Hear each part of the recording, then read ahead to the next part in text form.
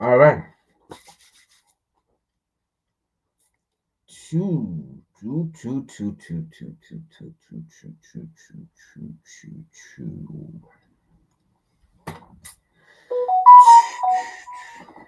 All right, all right, all right.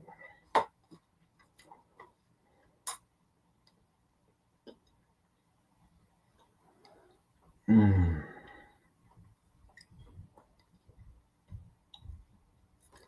Let me see here.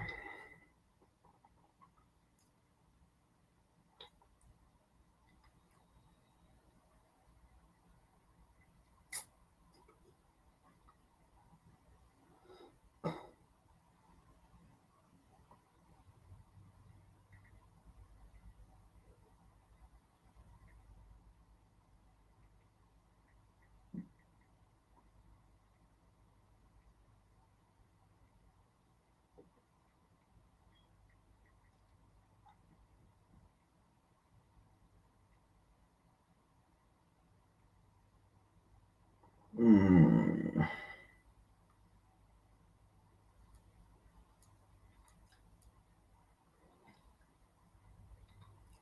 I'm coming, guys. Hold on 1 minute. Um, all right, so.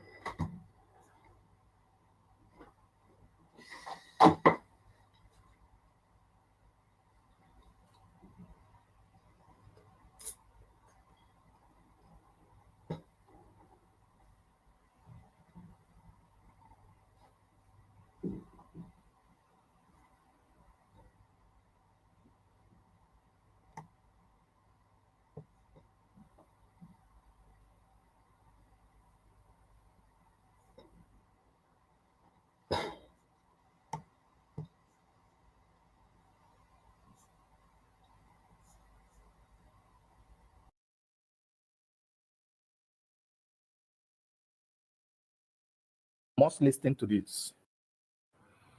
Every African blood must listen to this. This is a hidden story that was long time buried, a history that was often distorted, a story that must not be told by anyone. But today, Captain Ibrahim Traore have decided to let the cat out of the bag. And this is the main reason why you must pay attention to this video from the beginning till the end, so that you'll be able to understand, you'll be able to know those stories that no one has ever disclosed to you. Attention, please. My brothers and sisters of Burkina Faso, my beloved Africans across the continent and truth seekers around the world. Today I do not speak as a politician, I do not speak as a soldier, I speak as a son of Africa, a child of a wounded mother who refuses to let her scars be forgotten. I come before you with a truth long buried, a history often distorted, and a story that must now be told, clearly, boldly, and without fear. Today, I bring you the memories of 10 courageous African leaders, our ancestors of resistance, who were either assassinated or overthrown not by their people but by foreign powers who feared the rise of a free and united Africa. This is not merely history. This is a map of betrayal, a record of what happens when an African dares to dream beyond chains. Let us begin where the first spark was struck. Number 1. Kwame Nkrumah, Ghana. He was the first to rise. In 1957, Dr. Kwame Nkrumah led Ghana to independence. He was not just a leader, he was a visionary. He believed in Pan-Africanism, in unity, in building an Africa that would never again kneel before Europe or America. But that vision terrified the West. In 1966, while on a peace mission to Vietnam, Nkrumah's own government was overthrown in a CIA-backed coup. Why? Because he embraced socialism, because he challenged colonial economics, because he dreamed too loudly. He died in exile. But his dream, it lives in us today. Number 2, Patrice Lumumba, Congo. Then came Congo's shining light, Patrice Lumumba. Young, passionate, fearless, the first elected prime minister of the Democratic Republic of Congo. He sought to return Congo's vast wealth to its rightful owners, the people. But that made him a Cold War target. In 1961, with CIA and Belgian complicity, he was captured, tortured, and murdered. His body was dissolved in acid. Only a single tooth remained. That's what they left, a tooth, thinking they erased a man. But Lumumba became a legend. Number 3, Thomas Sankara, Burkina Faso. This one is personal. Thomas Sankara met my countryman, the man who refused to ride in luxury while his people walked, the man who vaccinated millions, planted trees, empowered women, and rejected foreign aid. He said, "He who feeds you controls you, eh?" In 1987, betrayal struck from within. Blaise Compaoré, once his closest ally, led a coup backed by foreign interests. Sankara was gunned down at just 37. But Sankara never died. He lives in the soil of every seed he planted, in the minds of every Burkinabe who dares to rise. Number 4, Muammar Gaddafi, Libya. A controversial figure, yes, but a visionary nonetheless. Gaddafi ruled Libya for decades, but his ultimate dream was not domination. It was African unity. He proposed a single African currency backed by gold. He sought independence from the IMF, the World Bank, and Western manipulation. In 2011, NATO forces bombed Libya. Rebels supported by foreign powers hunted Gaddafi like an animal. He was captured, humiliated, and killed. Since then, Libya has known only chaos. Number 5, Laurent Désiré Kabila, Congo, DRC. In 1997, Laurent Kabila overthrew Mobutu and took charge of the Congo. He stood firm against foreign mining exploitation. He wanted Congo's resources to benefit its children, not corporations. In 2001, he was assassinated, shot by his own bodyguard. But behind that bullet was a foreign hand. His death opened the gates to foreign plunder. Number 6, Sylvanus Olympio Togo, the first president of Togo, a nationalist, a man who rejected France's plan to continue economic control over West Africa. He refused the CFA franc, that colonial currency still haunting us today. In 1963, French-trained soldiers assassinated him, shot outside the U.S. embassy as he tried to escape. This was Africa's first post-independence coup. It would not be the last. Number 7, Modibo Keïta, Mali, the founding father of Mali's independence. The socialist, the Pan-Africanist, a man who dreamed of unity across our borders. But the West doesn't like unity, only division. In 1968, he was overthrown in a military coup. He died in prison 9 years later. His only crime, believing Mali should chart its own course. Number 8, Gamal Abdel Nasser, Egypt. He's often called an Arab leader, but Nasser was also a son of Africa. He stood up to Britain and France. He nationalized the Suez Canal. He called for African-Arab unity. The CIA and British intelligence tried to poison him. They plotted coups. They failed, but the pressure wore him down. He died of a heart attack in 1970. Was it natural? Perhaps. But even if his heart failed, his spirit never did. Number 9, Ahmed Ben Bella, Algeria, the first president of Free Algeria, a revolutionary who helped drive out French colonizers, a man who stood with other African liberation movements. In 1965, he was overthrown. The CIA and French agents saw him as dangerous, not because he was violent, but because he inspired. They silenced him, but they could not erase what he stood for. Number 10, Julius Nyerere, Tanzania, and finally the humble philosopher, Julius Nyerere, a man who lived poor, ruled humbly, and led Tanzania with dignity.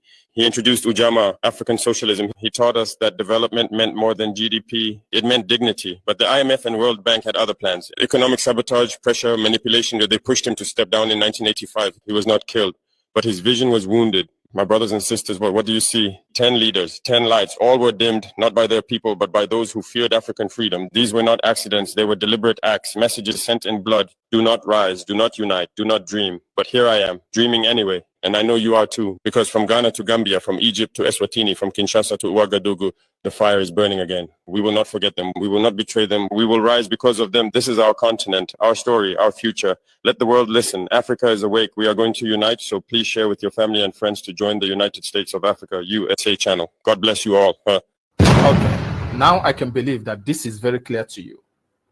These are hidden stories buried long time ago that nobody ever wants you to know about it. And now that you have known about it, what are you supposed to do? Share the video, please. Share this information. Make every other person see it. Make every other person see it. And don't forget to let me know what you think.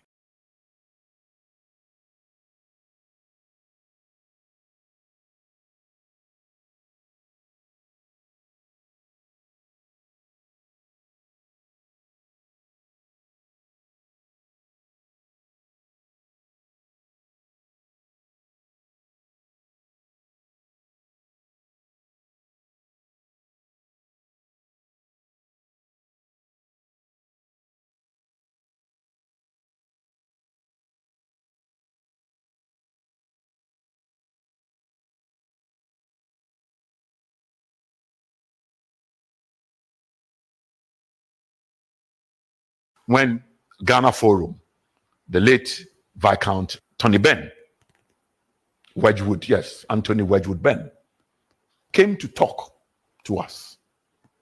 And this guy had been a minister in about 3 or 4 governments, Harold Wilson, and all those guys.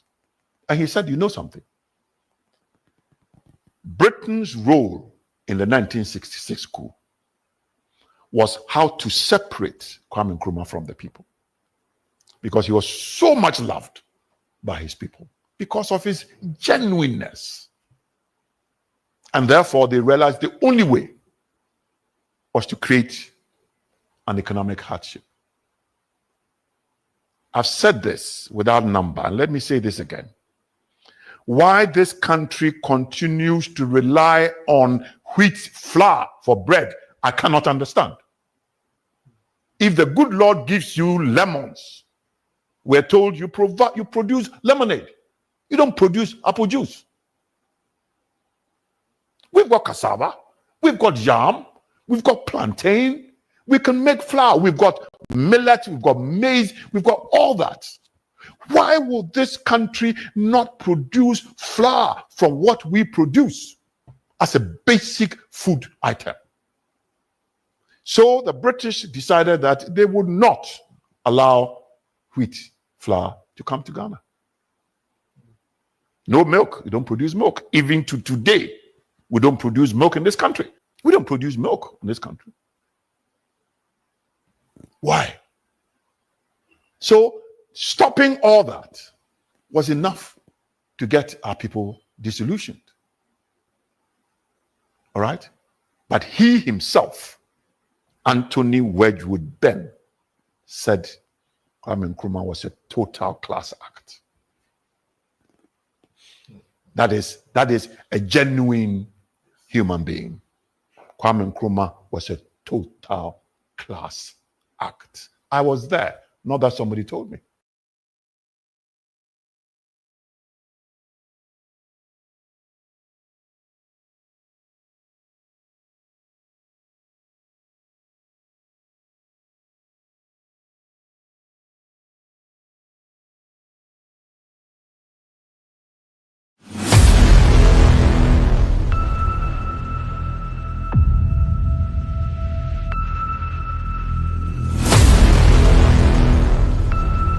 But everyone has a different story to tell. Shell, which says it's losing it. The Tampa market. Spiral rise. In Northeast Africa, precisely on the horn of Africa.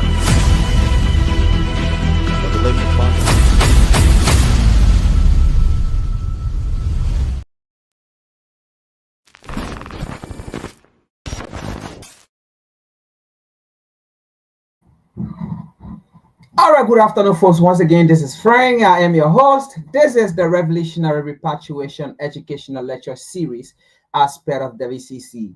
Let me do my introduction first, right? You see the last video that I just played, right? The last video that I just played, I played 2 videos, and I'm going to talk about the 2 videos before we get into the discussion. You see the last video that I just played, that was the same game that was played on the past leadership of Liberia.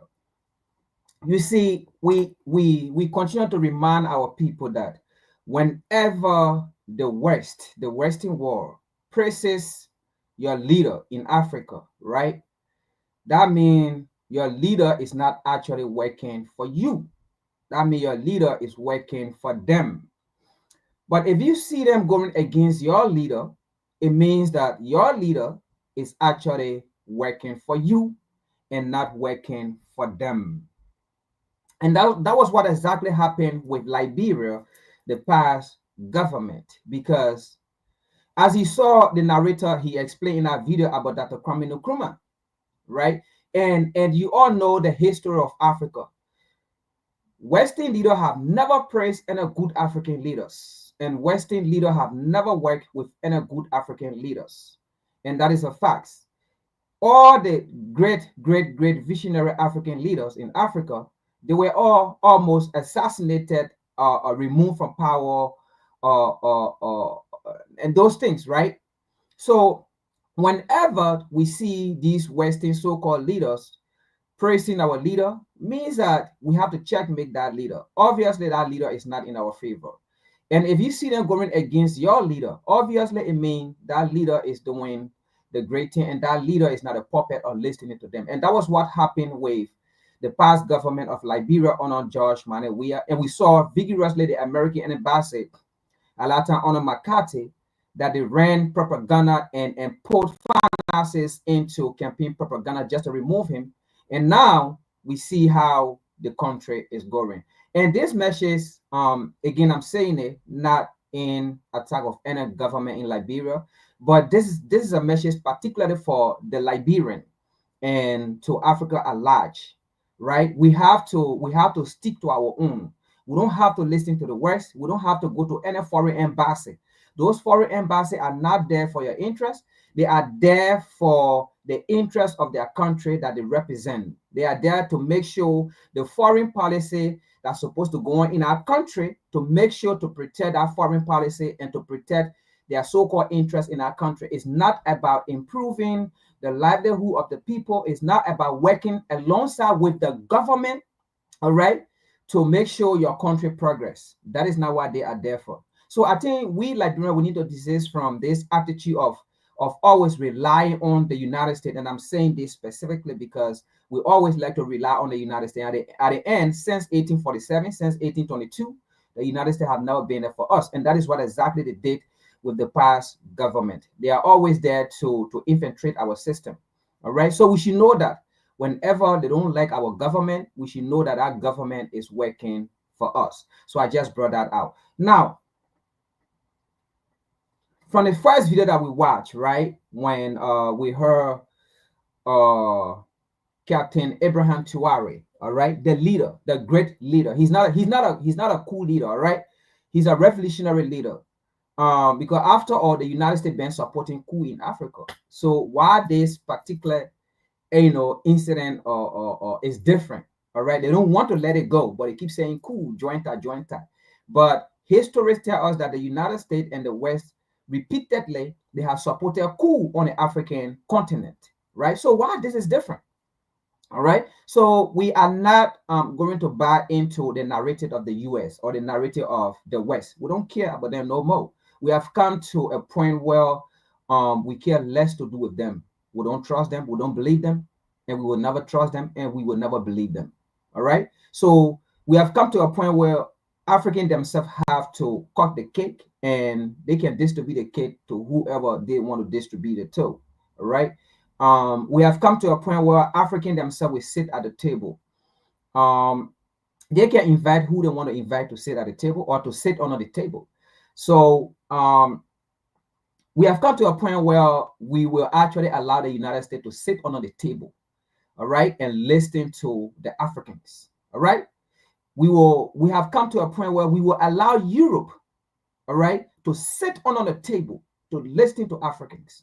We have come to a point where we will allow NATO, all right, to sit under the table to listen to Africans. Now, why are we saying these things? We are not saying these things because, of hate, because of some other reason. We are speaking these things because of the obvious reasons, right? I mean, why can't we allow the United States or NATO to sit under the table for Africans to discuss? They killed Gaddafi, right? For some reasons that they brought to us. And at that time, for some reason, somehow we believe it, right? But later on, we began to read the actual story. In fact, not even reading. They themselves, later on, came out to tell us the reason why actually Gaddafi was killed and Libya was destroyed. By the way, we're going to talk about that today as well. Now, they began to tell us that, they killed Gaddafi not because Gaddafi was a bad leader. They killed him because, one, he wanted to unite Africa. And uniting Africa, who benefit was it going to be in? Africans, right? So it was never going to be in their benefit, all right? They killed Gaddafi because Gaddafi wanted to have one United States currency, right? They killed him. Who benefit was going to be in? Africa and Africans, people, right? They killed Gaddafi because Gaddafi said, look, Africans, you need to manage your own resources. Without the African resources, the same people that you are calling, that you are going to the IMF, the World Bank, and these or so-called organizations, if not for African resources, you will now run to these people. Okay, so we need to naturalize our resources, right, and use this effectively for the livelihood of our people, like how Gaddafi was doing, one of the most stable nation in Africa. Those are the reasons, among some, right? They killed him. And then later on, the United States, Europe, they themselves came out to tell us they killed Gaddafi, not because he hated Africans, not because he killed Libyans, not because he disregarded Libyans. So how can we trust the U.S.? So we prefer for the U.S. to sit on the table. We prefer for Europe to sit on the table and listen to us as we speak, because we are their subordinates, henceforth going forward. We are their subordinate. So they should sit under the table and listen to us when we speak. If they don't want to sit under the table, then they can gather themselves for our nations and then leave the continent. We don't care. So we have reached to that point where we are no longer going to listen to them. They like it or they don't like it. That is their business. The truth is, maybe the US don't know. The US have put herself in a position. And let me say this to everybody, the entire world. All right? We are just speaking the obvious here. The US have put herself in a position where she has been abandoned. But she's not telling her citizens, she's not telling the American people that you have been abandoned because of our behavior. I mean, their behavior, right? Not me, not them. All right. She's not telling her citizens, her people, that at this point we have been abandoned because of our behavior, our attitude towards other people, towards other nations, our injustices, behavior towards other nations and other people, our foreign policy, all right, and our support against the people of those regions. All right. So they have distanced themselves from us and they have found different allies. The United States is so arrogant. They don't want to tell their citizens. All right. And it will be better for them to tell their people, and maybe their people will direct them, all right, on what to do. Because I can tell you, the good Americans, the good citizens of the world, right, they have come to realize, and some of them are speaking out about the injustices, the ill behavior of the United States in other countries. And they know they have put the US in a very, very bad position as we speak. They know it. The hierarchy know it. The politicians know it at this point. And they have some of their great economists, like Jeffrey Sachs. He has spoken on it. They have someone like Scott, right? A retired Marine. They speak on these things. You have somebody like weapon inspector, I think McGregor or something. They have spoken on it, the stage of America right now. I'm just speaking these things because I heard it from reliable American citizens, people who know what is going on, people who have been in the system, people who know how the system operates in and out. These are people that we listen to. So when we come out here to speak, that is why we make references and we call these names. We are not speaking based on opinion. So we are not here to plagiarize, all right? We are just calling names. What we are saying here, people who are saying and are speaking, and also observing on how things are unfolding into the world. So, in speaking of that, again, I say we have reached to a critical junction. The United States, Europe, the colonizer, the imperialist, the capitalist. We have reached to a stage where you either sit on a table. We don't care to invite you on the table because you know what? Here it is. You funded your organization. Your organization that was funded, no African was in that meeting. And that organization was funded to continue the exploitation of African, to continue the dehumanization of African, to continue to loot our resources, to continue to look down on us, to call us names, and not to identify us, an entire continent worth billions of people, worth trillions of resources, right? What is that organization? That organization is called the United Nations. And up to this time, for some reason, African decided to work with you. African have come to you several times, numerous occasions, voice out their opinion, their frustrations. But rather, what did the US say? The US have mostly, almost every time veto African interests. What again did the US say? The US even told African leaders through their representative, okay, on that serve on the United Nations, Leonard Thomas Greenfield, They told her to go and tell Africans when African were advocating for permanent seat on the United Nations, when African were asking, oh my God, to have a veto power, when Africa is saying, despite we are a continent, but listen, we have 54 head of states. That is, we have 54 nations within the continent of Africa. And all these 54 head of states, every United Nations summit, if not all, but some, mostly, we come, all right? And we contribute immensely, our resources, all right? So why it is that we have to beg you to have a permanent seat? Why it is that we have to beg you to have some veto power? Look, we are human beings just like you. Look, we all meet and you shake our hand, we take picture, and you call us counterparts, right? When you want our resources, you try to praise us, right? Because you want our resources. Isn't that as a slave mentality? And when Africans spoke and said, no, we are tired with this kind of a slave mentality, what did the US say? The US sent her puppet, Janet, how do you call it, Lena Thomas Greenfield, and told her that, go and tell these Africans that if Africa have a veto power, if Africa have a permanent seat on the United Nations, the United Nations will become dysfunctional. You know why? Because the US does not want Africans to sit on the table to discuss. So what is wrong when Africans say, okay, no problem, you can have your organization, we don't want to sit on the table, no problem. But again, when it comes to African issues, when it comes to African resources, the United States, we prefer you to sit under the table, not on the table to discuss with us. You must go under the table. We must shop you under the table if we wait for you to go there. All right. What is wrong with that, United States? What is wrong with African allying with other nations who seek the interests of the African nations, of the African continent? What is wrong with that?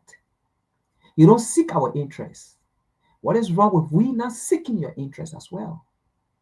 You don't want us to sit on your organization table. So what is wrong with us when we tell you, you are not invited to sit on our table? And when we invite you, we tell you, go on the table because that's where you belong, on the table. Oh yes, Africans belong on the table in your organization. African belongs on your table in your areas of expert, in your area that you control. So what is wrong with African too when African tell you, go on the table and sit on the table too? What is wrong with you when you tell the African nation shithole? Oh, what is wrong? Even though we have never called any nation shithole. But what is wrong with you? Even if we are to say it too. If these are obvious. What is wrong with you? When your leaders call Africa insignificant. That was George Bush. So what is wrong? Even though we have never called any nation insignificant. But what is wrong with you even when we say it? Why are you giving attitude? What is your behavior that is so intimidating? But guess what? It is no longer intimidating to us. We love it. We love it. You tell a shithole, we say shithole. You tell insignificant, we say insignificant. You listen to us, we listen to you. Be real stuff. Right? Isn't that's what you want? That's what you want. So why are you angry? You decide to make business with who you want to make business with. So what is wrong with Africans deciding to make business with whom they want to make business with? What is wrong with that? Nothing wrong with that. You have your God-given right. You have your human-given right. So what is wrong with African when Africans decide to have those rights? During your elections, you don't allow anyone interfere into your elections. So what is wrong with Africans saying we do not need Europe or US to interfere into our elections? You do not go to the war and inviting other leaders to come and have a delegate to serve on your election commission board. So what is wrong with Africans when they are saying we do not need no European delegations? We do not need no United States delegations. What is wrong with that? Because you know what? The reason why you don't need NN or interference or NN delegation from NN nation, because those people, they are coming with their interests. They are coming with their foreign policy to benefit their countries, right? So what happened here is they are coming, they already know who they want to put in power, the puppet they want to put in power. And because the United States, you don't want a puppet leaders, right? That is why you don't invite anybody to come and serve on your election board. That is why you don't accept donors from outside, because you know one who fear you control you. You know one who fund your elections, right? Appoints your leaders. And that is why any time of such, you say donation is within. Donation does not come from out. You never accept donation outside. So what is wrong with African leaders who don't want to be the puppet and are deciding, no, we don't need World Bank, we don't need IMF. And I'm saying this, let's go to the AES. So what is wrong with that, US? When we play the same game you are playing, what is wrong with that? Oh, I thought you say anything you practice is good. So why, when we want to practice what you are practicing, then you see it as bad? Isn't that obvious? But anyway, it's just a warning, man, US. It's just a warning of what you know already that have come. You already know you have been abandoned. Nations have distanced themselves. Folks, don't get it twisted. We listen to people. And when I say people, I mean people. We follow people. So when we speak, we learn from them. It is the truth. That's the stand of Europe. Europe is falling. 10, 15 years from now,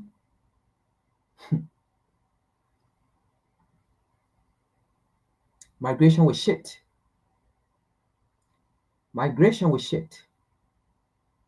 I can tell you that.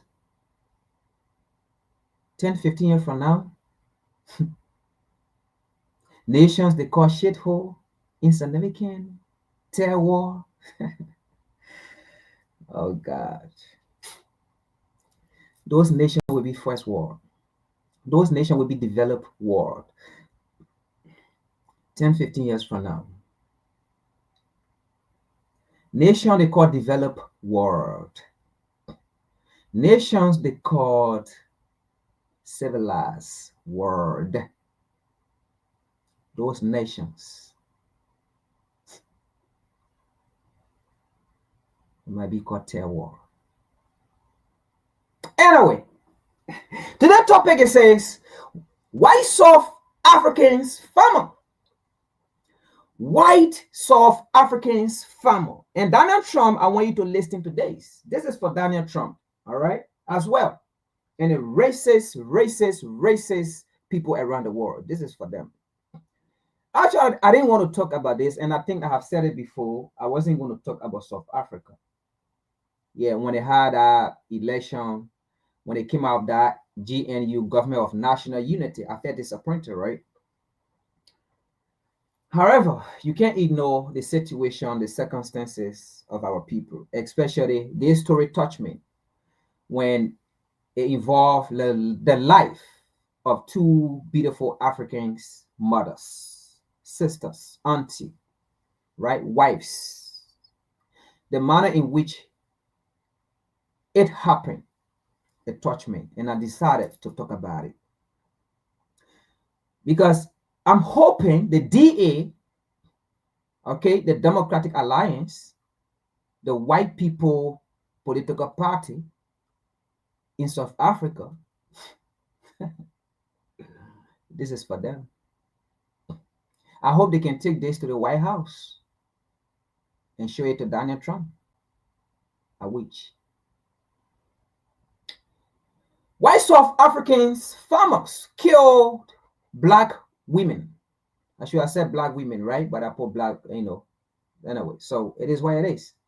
So why South Africans farmer, the bull, right, kill black women and fed them to pigs?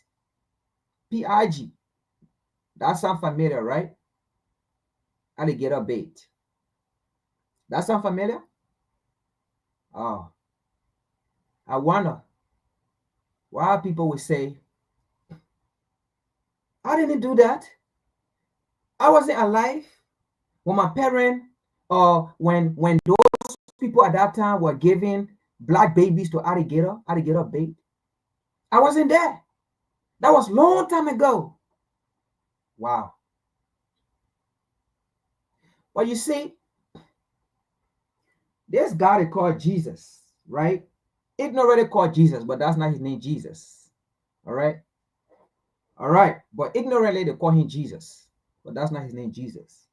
The Jesus is white Jesus, because I don't think the name of the supreme being should change. The name of the supreme being can never change. But however, like I said, ignorantly.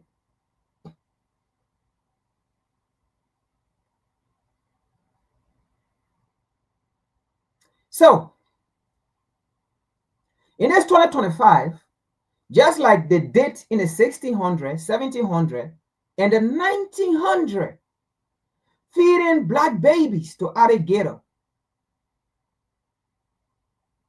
taking black babies' life, putting it in an alligator pool, and alligator eating it, and these folks standing laughing and rejoicing.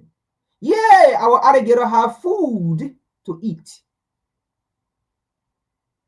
Today in 2025, don't tell me I wasn't there. This is a different generation. No. You see, you so-called Christian, you hate to hear the truth. The truth is, this is the reason why God judged by nations. And when I say nations, I mean race. Isn't that how God judged the Israelites? When the kings, the queen, the clergymen sinned against their God, when they broke the law their God gave them, when they broke the rules, the commandments their God gave them, because their God did not give the rules, the laws, the 10 commandments whatsoever to the world, but he gave it to the nation. God deal with nations. Let me remind you, because he deal with nations, that is why in Revelation he says, one who led into captivity shall go into captivity, right? So that means that because he deal with nations, so the people that led other people into captivity, they are no longer alive. But because he deal with nations, race, so that means the children of those people, they will go to captivity. You see, your pastor don't preach to you well, because your pastor want offerings, more offerings. Your pastor want more tithe. And again, your pastor have been indoctrinated because he's working with people who peel him or her. But God deal with nations. All right. So the same nations that fed black baby to alligator, it is the same nation today that is still feeding black people to pigs. Let's continue. Why South African farmer kill black women and fed them to pigs? And then the next topic here is white speakers serve as speaker for Africans' family value. White speakers as Africans' family value. Isn't that interesting? And then the last thing we're going to talk about that is not here is Libya. Because currently, as we speak, Libya is 2 states. Oh yeah, you got South Sudan and South Sudan and North Sudan or something, right? You got Sudan and South Sudan also, yeah. So that's how now we have Libya. We have West Libya and East Libya. Under American so-called democracy. Under the leadership of Barack Obama. Under the leadership of Hillary Clinton. Because Barack Obama, Hillary Clinton, they are still the president in Libya. All right?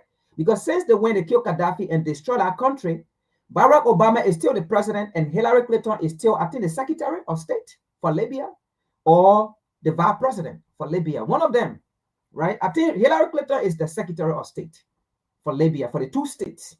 And then Barack Obama is the president for the 2 states. in Libya, the West and the East. Barack Obama is the president, and Hillary Clinton should be the vice president or the secretary of state for Libya. And then maybe we should have Nancy Pelosi as Speaker of the House for the two nations in Libya. Yeah, I think so. Yeah. Yeah. You see? So democracy is really, really booming in Libya as we speak. Yeah. Let's continue here.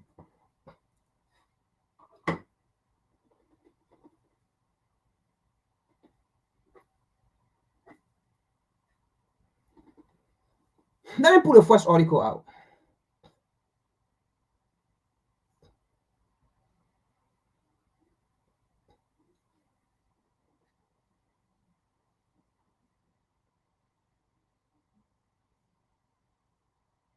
All right. So as you can see here, it says white South Africans farmer, West of African farm owner on trial. White South African farm owner, white man, the white man, okay?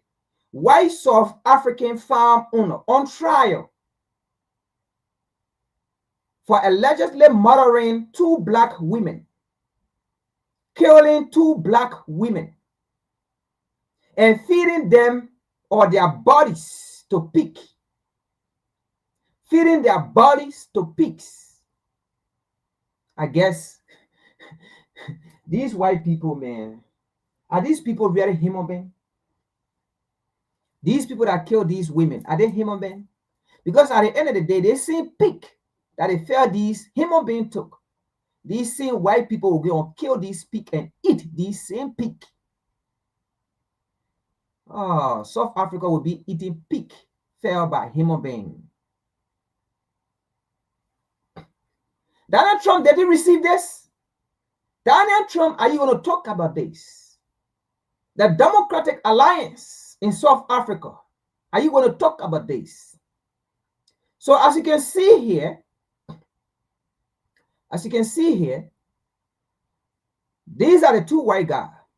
And then the black guy you see here, you know, always you have Judah, always among the family. This is Judah right here, this black guy. So he was young, okay? Always, you know, the black man will always be in a situation like this. Okay? The black man. You see, one thing about us, we always allow people to use us. But we never use other people to do what we want. So this black man saying that he's a Judah. All right? Never protected his sisters, his race. But you know, we will always have slaves among us. And that's one of the slaves here, right here. This is one of the slaves. These were the slaves that refused to be free. When Harriet Tubman decided to free those slaves and told those slaves, follow me, let's go to freedom. And they said, we're not going to follow you. We love our master home. We love our master. We love to stay in the house of our master because our master feeds us. Our master take care of us. Even though he buck break us, even though he rape us in front of our women, our children, but our master still love us. After he treat us, he come back to tell us, to consult us, right? To counsel us. So we love our master. Even though I know my master lynch me, he beat me. Even though I know my master humiliate me, but at the end of the day, he's my master. You know, the Bible says, just as you obey your heavenly master, obey your earthly master. Isn't it? So I will obey my master. So Harriet taught me, I'm not going with you. I love my master. Let my master treat me the way he wants to treat me. Yeah, slave. We still have them among us. But let's continue here. So Donald Trump, I hope you see your people. Your people, Donald Trump, I hope you see them. Let's continue.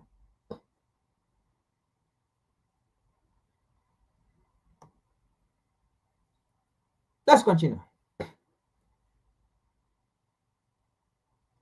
Now, a white South African farm owner and 2 employees. 2 employees. So this is the farm owner. These are the 2 employees. This other white guy and this other idiots of a black man sitting here. So-called black man. Very all right. Let me leave that out because I want to deal with him different from these 2 people. Because we already know the race of these guys. We already know their behavior, right? No need to emphasize too much. But it is these idiots right here, these black idiots that I really want to deal with.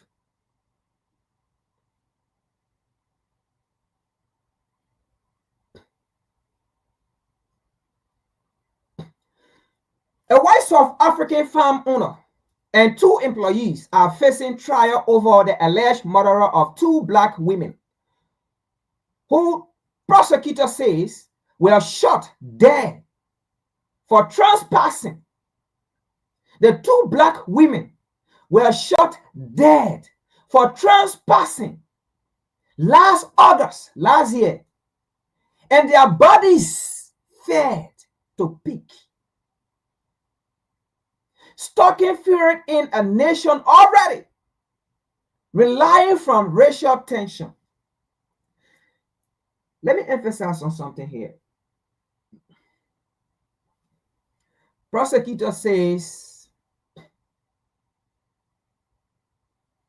these women were shot for trespassing. Basically, these women were shot for passing on their own land. Basically, these women were shot for passing on their own African land. Land owned by them. Land owned by them and the strangers that was trespassing. The white men killed the owner of the land, saying the owner of the land was trespassing on her own land and trespassing on the stranger's land.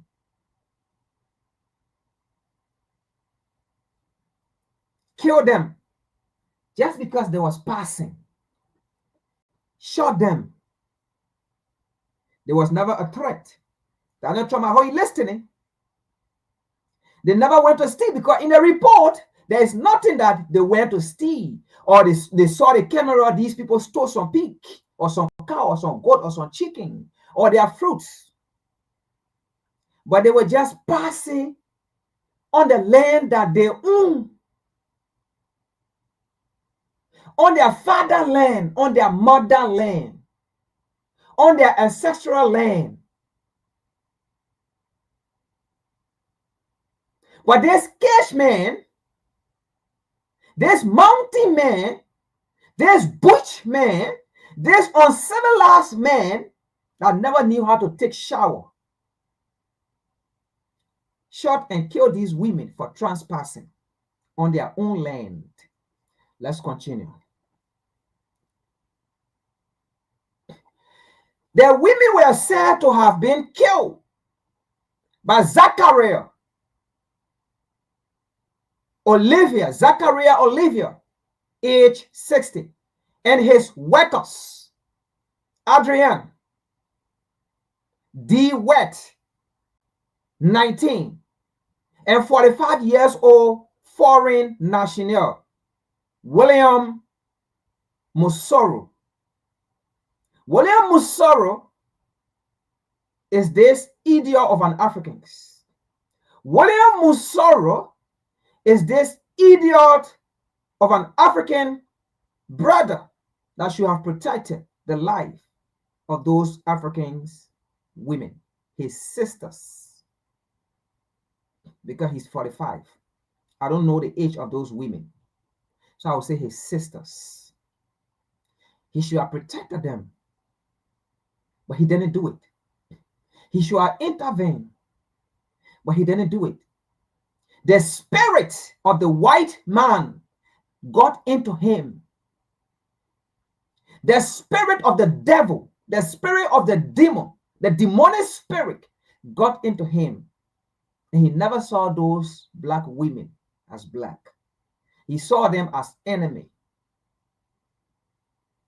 The men appeared at the Limpopo Polokwane High Court on Monday in the northern Limpopo province. A regional spokesperson for the National Prosecuting Authority of South Africa said, or told CNN,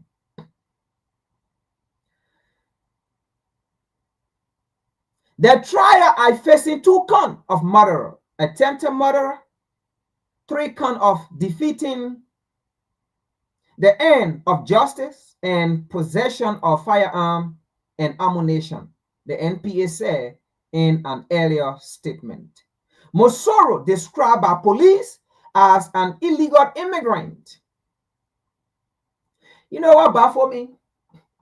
I have never seen South Africans protest on this.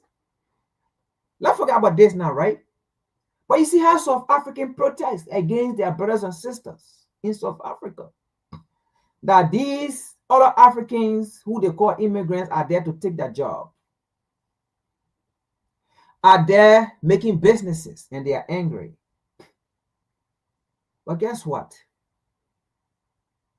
One of their own were killed, or 2 of their own were killed.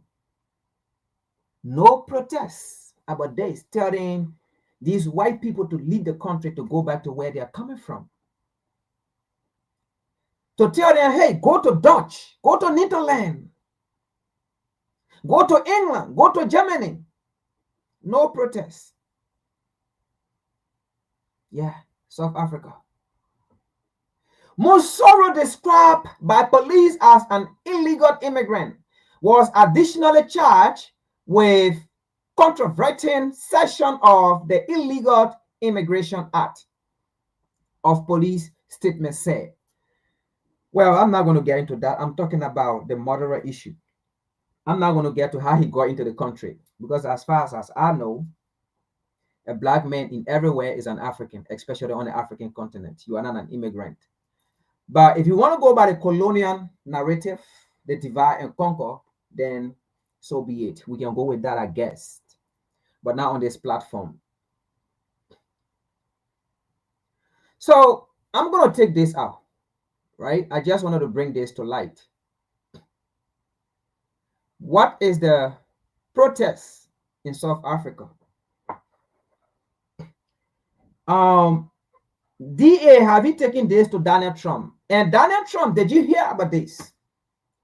Do you know about this? Because he said white South Africans are being killed, white farmers are being killed. In fact, he repatriated some of them, which is good though. We love it. You open immigration system for them and they came. I love that. You know, they can leave the African continent if they want to. Yeah. But you, Donald Trump, you took a picture from DRC Congo and you used that when you met Ramaphosa and said, these are the white farmers in South Africa that are being killed. Meanwhile, that photo came from DRC Congo. You see, you as a Donald Trump, you have a problem. You lack, reasoning. I don't know who are your researcher. I don't know who are they. But I think you need to do well, Donald Trump. You need to hire competent people who will do proper research for you. But again, maybe I understand. You love propaganda. Washington, D.C. I understand. Especially when you're against a nation president. We know South Africa is one of the leading forces of the BRICS nations, even though I don't trust Ramaphosa. Because Ramaphosa sat with you, Donald Trump, and acted dumb, talking about we want to extend our trade deal policy, all that thing, blah, blah, blah, blah. How you be working with BRICS? And then telling the US you want to extend your trade deal policy. A nation that don't even want the BRICS to exist, because you know when BRICS exists, what are you going to do to the dollar? Well, that could be another topic for another day. But just an example, why we don't trust Ramaphosa? Yeah, but I think Donald Trump need to do better. To have competent people who will do better research for you. Because what you did when Ramaphosa came you just expose your ignorance as well to the world. You just tell the world how ignorant you are, Mr. Trump. You are failed to authenticate where that research came from. But anyway, maybe you knew. But again, Washington, D.C. is known for propaganda, especially when they feel things are not going in their way. They are known for that.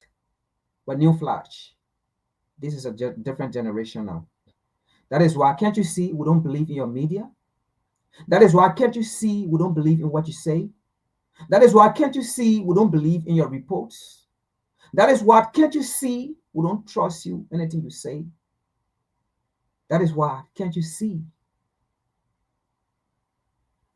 That is why things are difficult. And one of your puppet leader, Barack Obama, what did he say? Democracy is failing because the people are no longer listening or willing to listen to the media. Which media? CNN? Oh, which one? BBC? Which one? NBC? Which one? ABC? Which one? Tell us. Tell us which one. You slave. Let's continue to the next topic, folks. The next topic here, it says, let me see here. The next topic here is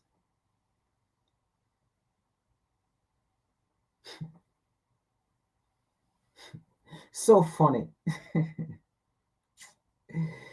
Look, Africa, when are we going to be serious for once?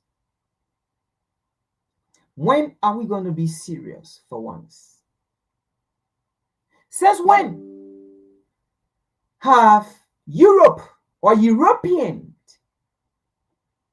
invited Africans for Africans to come and discuss about European values, family values? When? Since when? Never. Because you know what? Never. Europeans believe European family values should be discussed by Europeans. Europeans believe European family value should never be discussed by Africans. Because you can't say European family value and then you say Africans should be the speakers, the educator for European family values. Make it make sense. Maybe I don't understand myself. Maybe I'm just talking too loud. Or maybe I did not read well.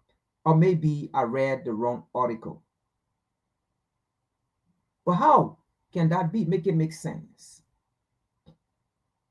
How can a Chinese man invite an Africans to go and be the speaker for Chinese family heritage, for Chinese family values, and then an African man be the speakers? Wow. Okay, maybe I'm not making sense or I'm not making clarity. Let me give another example. How can India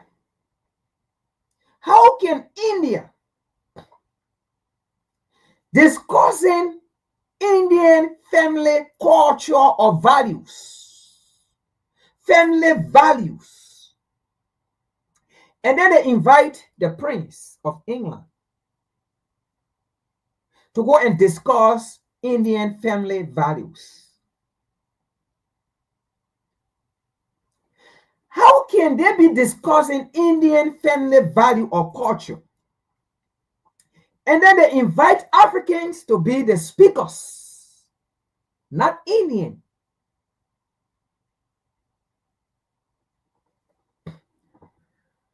Well, folks, that was what done. If I have made some clarity for you to understand. Or maybe you understand, but maybe I didn't get it. But at least I have made some clarity. That was what happened. You see, these Western wars or Europeans, they are so sophisticated. They are so elegant. Like, I mean, so great in their art. They are so crafty. Crafty counsel, right? They are crafted to the extent they know anyhow, anytime, when and how to get Africans. They are so good. I don't know. They are good. Let's be frank here. You know why they are good? Because they have done it over and over and over and over and over. And they keep succeeding. That is why they are good. Imagine, folks, Africa is discussing Africans' family value. And these so-called Negro Pete, these so-called Negro Africans, invited all white speakers, not even white observer, to come and observe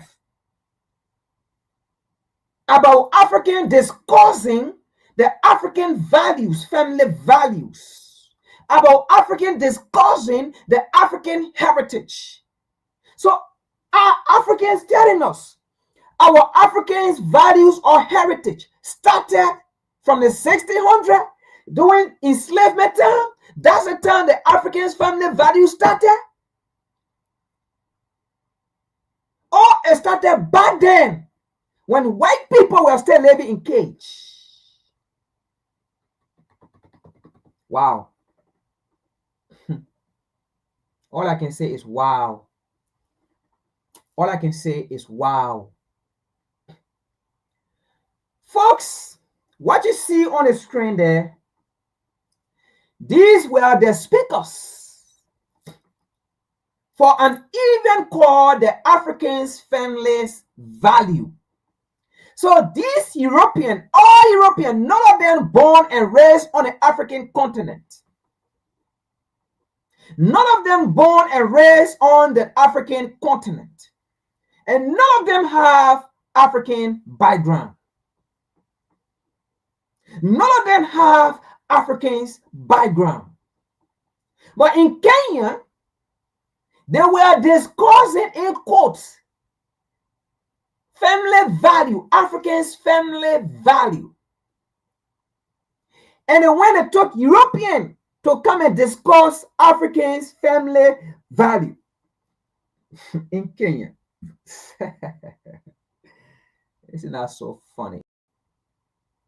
Funny though, but serious again. Funny, but very serious. Very dangerous. Very deadly. Let's read. So as you can see on the screen, these are all the speakers. As you can see, these are the speakers. Do you see any black man in here? Do you see any black woman in here? Do you see any black boy in here? Do you see any black person in here? These are the Africans that were discussing Africans' family value. African, what is wrong with us? What is wrong with us? When are we going to get this spear out of our mind, our head?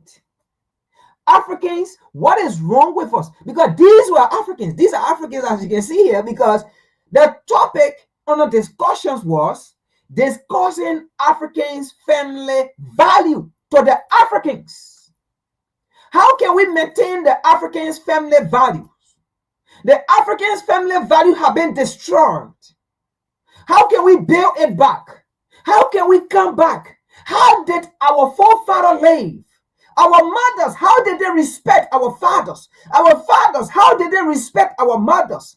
How did the children respect their parents? How did we live? How things were being done in order?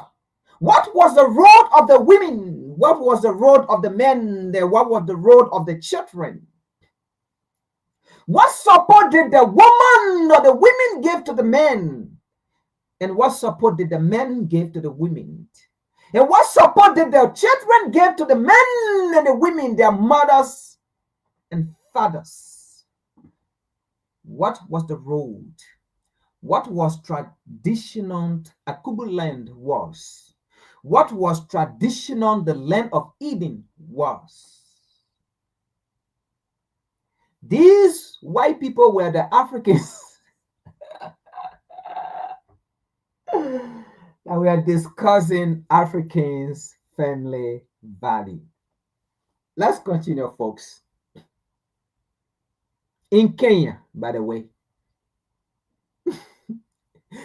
and the speaker here looked at African, and the speaker here looked like they were going to discuss Africans, or they were going to discuss European value to the Africans. They were going to discuss European indoctrination to the Africans, to indoctrinate Africans. They were going to describe LGBT.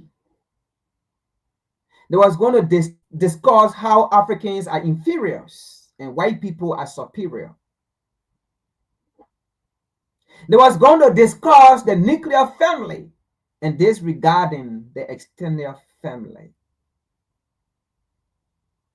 They was going to discuss the African family value that only focus on the man, the woman, and the children, and the house. That's it. Don't have time for your grandmother. Don't have time for your grandfather. Put them in nursing home. Put them in grown home. People will come and take care of them. That's the Africans' family values. Look at these Africans, man. Look at these Africans.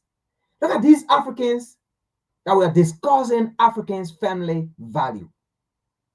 Nonsense. Africans value unknown threat. African Commission must defend them.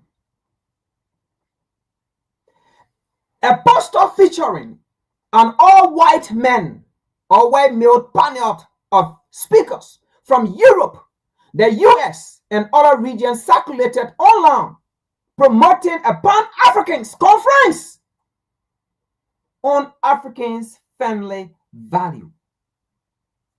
Pan-Africans conference.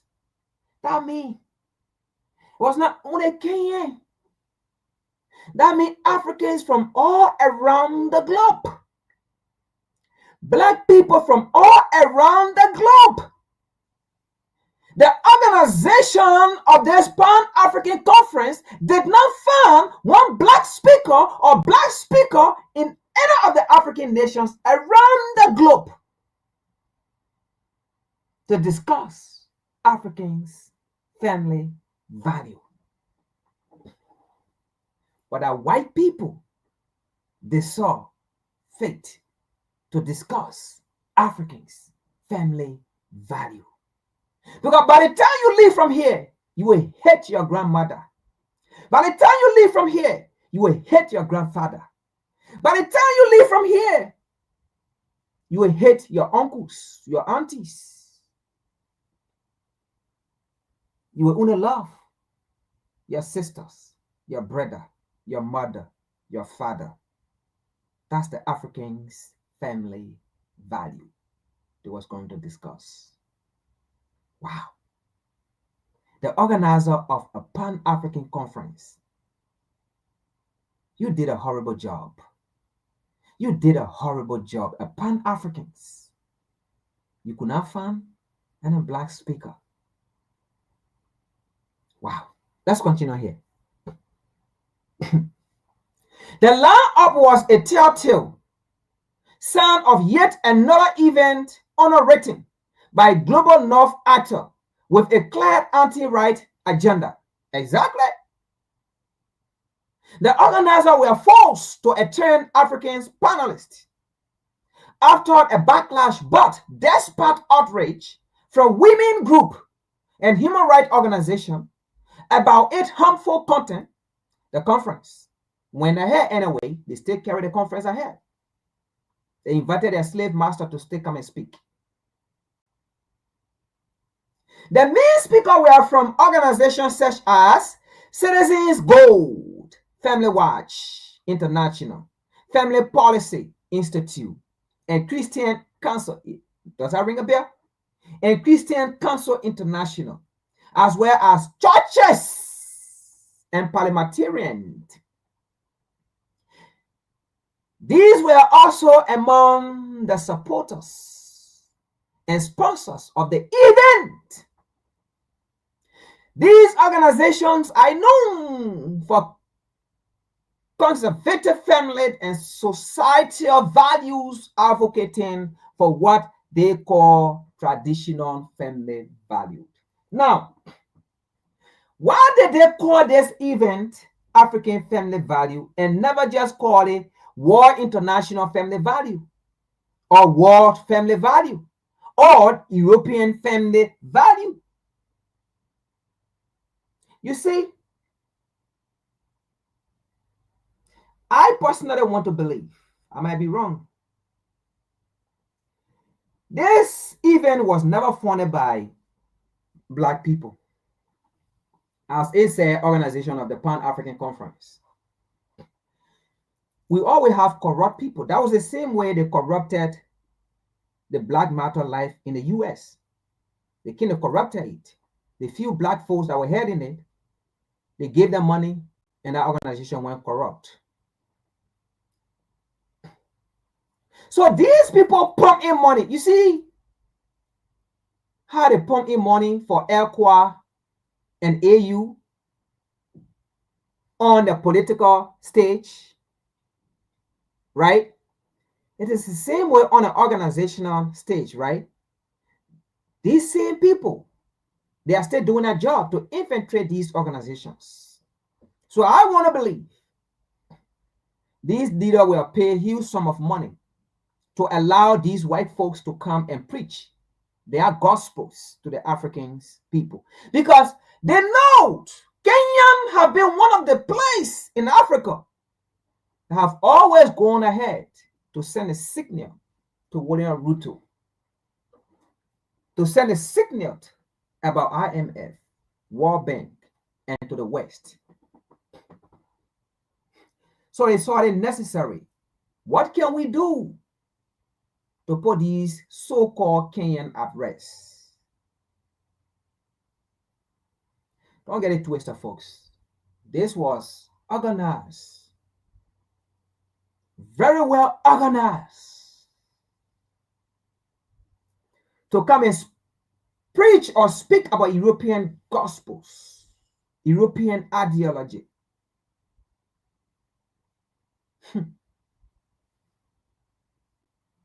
It's clear.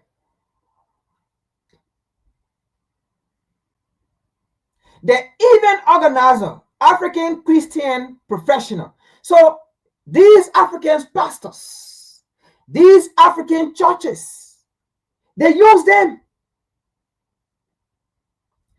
Do you see why you need to leave these so-called African churches in Africa? You guys need to leave these churches. These religious groups are not there for you guys. They gave them money. It is up to it. They finish. They're done with you guys. They sell you guys. They usher you guys. You think they care about you? So they pass through these African churches. Well, yes, they're going to give the huge sum of money. Money that in a year or 2, 3 years, they can never earn. Why you give them offering or you give them tithe, they would never earn it. In a day, in a blink of an eye, they gave them a couple of millions of dollars. And then they carry on this agenda to push white agenda or white messages. The event organizer, African Christian Professional Forum, has deep tie, you see? Has deep tie with these organizations, these Western organizations, including some of its board members associated with various US-based anti-right groups.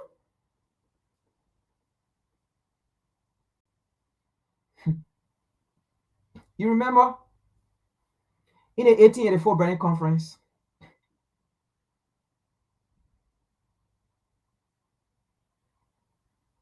when Leopold, I'm not going to call him kings because he's not a king for me.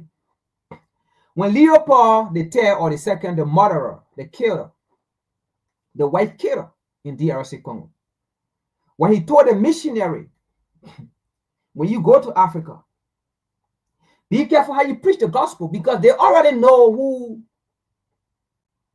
the Most High is. And that is why you so-called Africans, you have to be careful when you say it was the European that brought Jesus Christ to us, or it was the European that introduced, this to us. You know what the European introduced to you? The European introduced Jesus to you. But the European did not introduce the Most High to you. The European did not introduce the word of the Most High to you. You already knew them. What the European introduced to you was Jesus Christ. The Most High's name is not Jesus in the Bible. Again, it was never called Bible.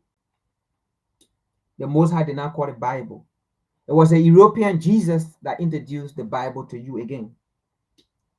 But the Most High gave a law. The Most High called it Lord, that you need to abide by.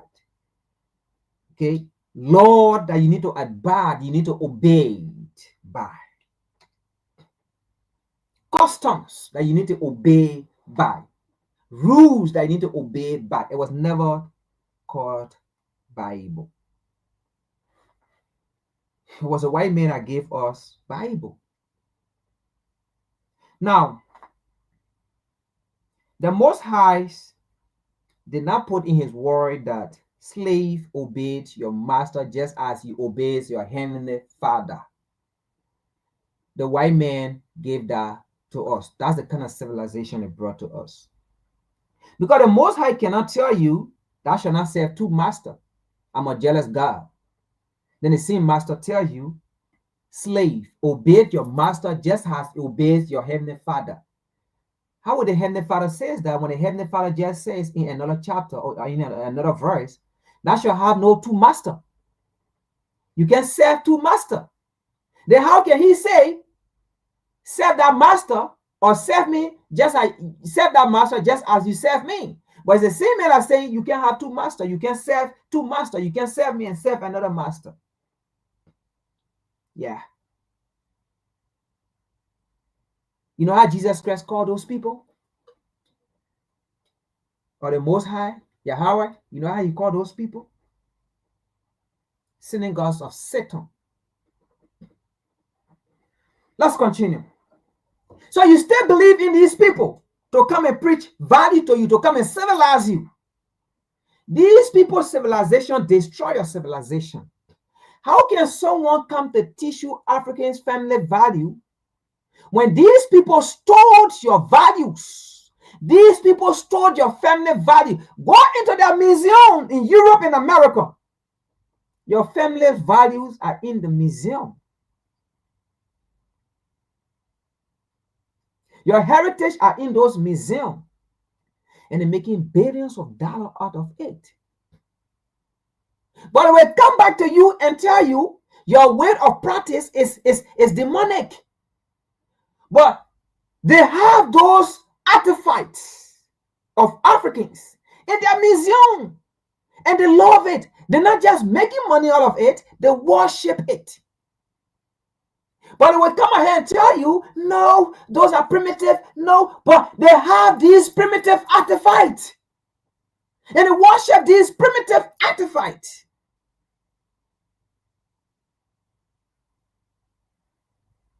But they will come to you and say, no, it's demonic. It's not. Guess what? You know what it says demonic? Let me give you a story. In 1884, not 1884, in 1804, right? We all know the story of Oliver Toussaint, right? But there is something behind that Oliver Toussaint. You think Oliver Toussaint just mobilized men and then when they fought the French? that had sophisticated weapons at that time, that they were producing sophisticated weapons at that time. They had the finances, the money, the force at that time. And a small handful of Oliver Toussaint and his men, they fought and they defeated the French. You think it was just something easy? It was tradition behind it. It was tradition behind it. The Haitian people, the gods they took from the African continent, they still practice their God. So they spoke to their God. They spoke to their practice. They invoked the spirit of their God and their ancestor, their forefather. You don't get it? That is why they always discourage you not to go around your belief system. That is why they always discourage you not to go around your belief system, because they know what your belief system can do.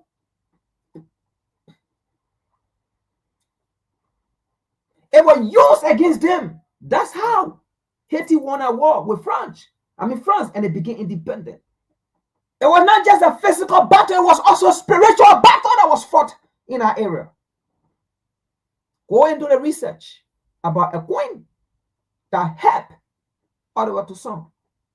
But I will not tell you these things, because if they tell you it, they will be exposing themselves to tell you how African spirituality is very crucial and important to the African men, both spiritual and physical, both on the battlefield. You see Abraham Touare? We're not going to go into that, because not everything you have to say to expose it.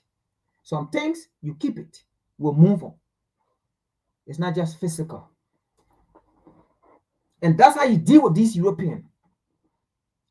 So you allow these churches still come and preach European messages, European gods to you. You know, I was saying something the last time on one of our shows, and I said, if I were to become president in Liberia, you know how they carry the Bible? And they put their hand on the Bible and swear on the Bible and take an oath whatsoever. And they say, oh my God, I serve the interests of this country. Oh my God, this whatsoever, those nonsense things they be saying. The Bible will not be used. We will go traditionally.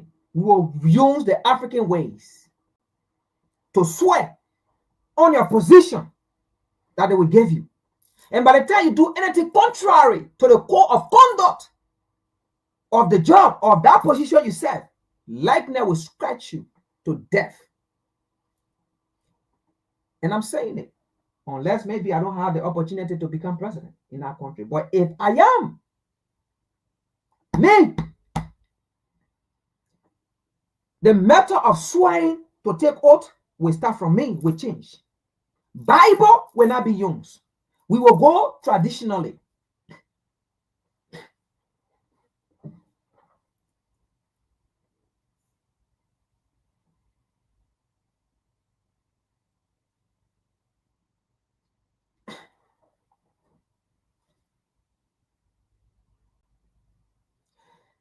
Let's read one more line and then I will take this out.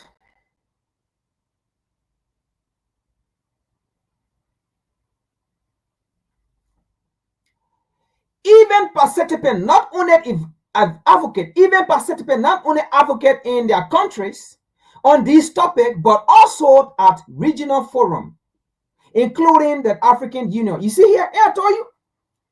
Did you see here why they went to Kenya? And you see?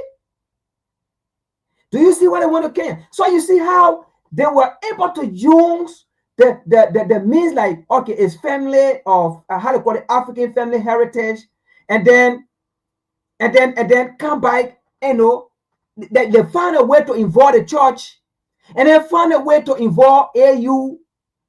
Well, let me say this. When Africans people were carrying on African family value, where was the church? We're talking about St. Thomas in memorial, ancients of days. Because if you're discussing African family values, you have to go back to ancients of days. Those family values that was destroyed during slavery, that were destroyed during colonizations.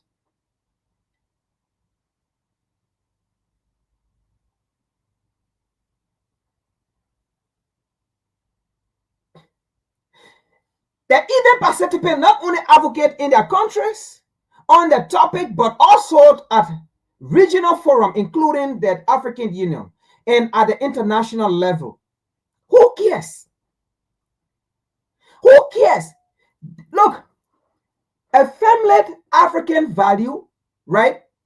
It can be discussed not only by people who are sat in classroom and get bachelor degree and get master degree. If you are discussing African family value, right? You have to go to the king's men, to those traditionalists, to those old folks. Bring them on board. The African family value is a way of life passed back on until 2025. Discussing African family value does not mean you have to go sit in classroom to get master degree or PhD from in it, and then before you come and start discussing it. So how about the men that never sat in classroom, but this family value have been passed on to him? But you see how they use these so-called educated people, and then go and then give them money, funds them, and then come and manipulate and pollute our mind with disease, with rubbish, with garbage. So these are people now, they are giving their level of qualification. People that were at that meeting, they were giving their level of qualification. But yet they stays, right? All these people that they need me here, all these African that they need me here, look at here, folks. Where are the picture here? These are all white folks here. These are all white speakers. But they are saying, even participate not only advocate in their country on these topics, but also at regional forum, including the African Union. So that means these African Union, all the messages and things that these social white people been talking about, how African Union should run, how it should be governed, how it should go about resolving peace and security in or on a continent. Isn't it? I see why no peace has been on the African continent. Because these are the sponsors of terrorists. Or the Nigerian army say, Melissa Frontier, it is believed that they support Boko Haram. Oh yes, Abraham Tuare said it is believed that the West support terrorists. Oh yes, it was believed, it was one time, how they call it, exposed that Ukrainian authority, all right, even confirmed by the Ukrainian embassy in Senegal, that the Ukrainian army, right, were in communication of the Malian, or how they call it, the terrorists in Mali. And they were working alongside with the terrorist group in Mali, giving them information about the government, about the army of Mali. And it has been alleged that even some of these Ukrainian or European, they got caught even with pictures and stuff in Mali with the terrorists.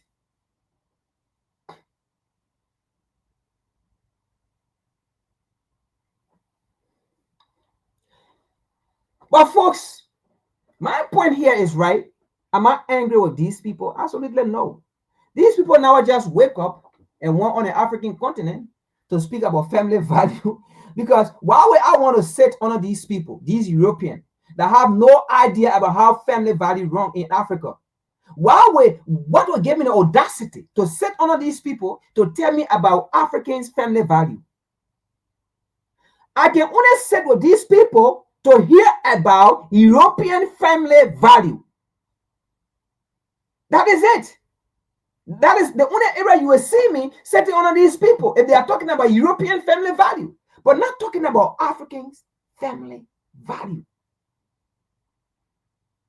The Chinese will not even do it to allow white people to go to China, sit in China to discuss to Chinese about Chinese African family value, how the Chinese should live their family's life. We happy with the Indian doing? What is wrong with we Africans? I keep asking. I will take this out.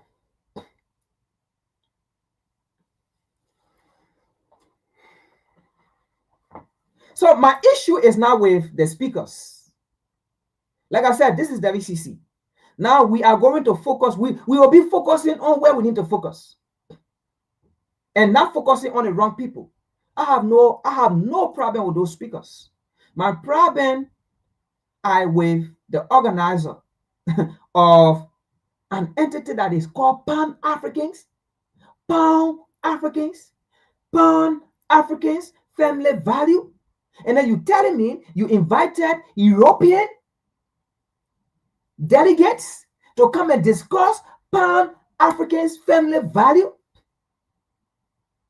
So around the globe, Mr. Pan-Africans, did you not see Africans to discuss about African family value? Did you not see educated family? Did you not see knowledgeable family? Oh, wow. And you invite people to come and preach their gospel?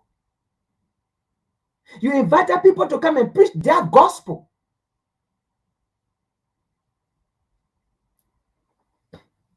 You know, that's what Leopold said told a missionary, when you go to the African continent, don't preach to them about the Most High. They already know. Don't preach to them about the commandment. They already know. And this was, by the way, the 1884. So let us stop saying the white man brought, Christianity to us. Maybe if we want to say, we should clarify it. We should clarify it. They brought Jesus to us because the Most High, Yahweh, his name was not Jesus. So the white man brought Jesus to us. Yes, that's true. The white man brought a Bible to us. Yes, that's true, because it was never called Bible. It was called the law. The Most High gave us law that we should live by. The law that we should live by. All right? He gave us law that we should live by. He gave us guideline. It was not Bible. It was the 1600. So they brought a Bible to us. So basically, while they were on the continent, the African continent, with their Socrates, with their Alexander the Great, while they were there at that time, that's the time they learned about all these things. And then they went back to their Greece, to their Rome, to their Europe, and then rewrote it. So that's why you see they talk about the translation. That's how they translated these things. When they learned from the Africans, then when they translated it into their dialect. And then later they start translating it again. What they wrote, other people now took it from there to Greek to English. But originally they took it from Africa, translated into their language, and then put there, do not plagiarize. But they plagiarize from us, but they didn't get all the credit. Because if they get all the credit, then how will their narrative hold if they say they brought civilization to all, they brought the Bible to all, they brought Christianity to all? If they say they plagiarize from all, they got the knowledge from us, then they can't say they brought civilization. Then it will be all the way around that African gave them civilization. So you understand that. So let us make it clear. They changed the Bible. They changed some word in there. All right? They changed the word.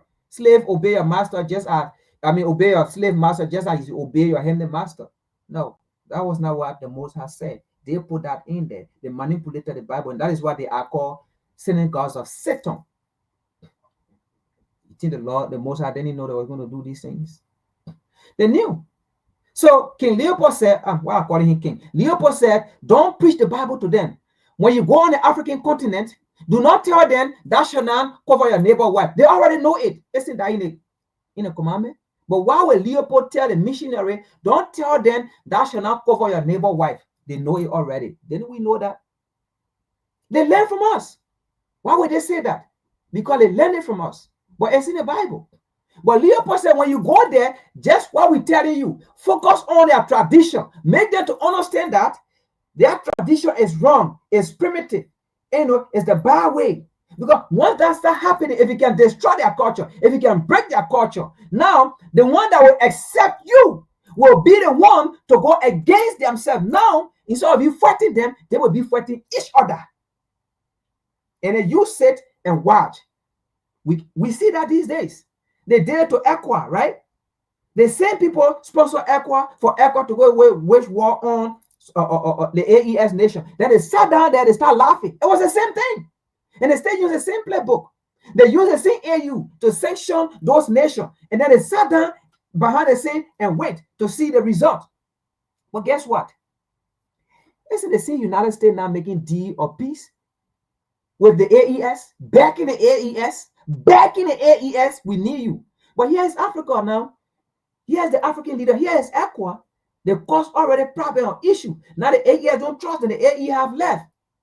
But US is there trying to make peace with the AES behind their back. Europe has sent delegates to Burkina Faso, letting them know that we beg you, we apologize.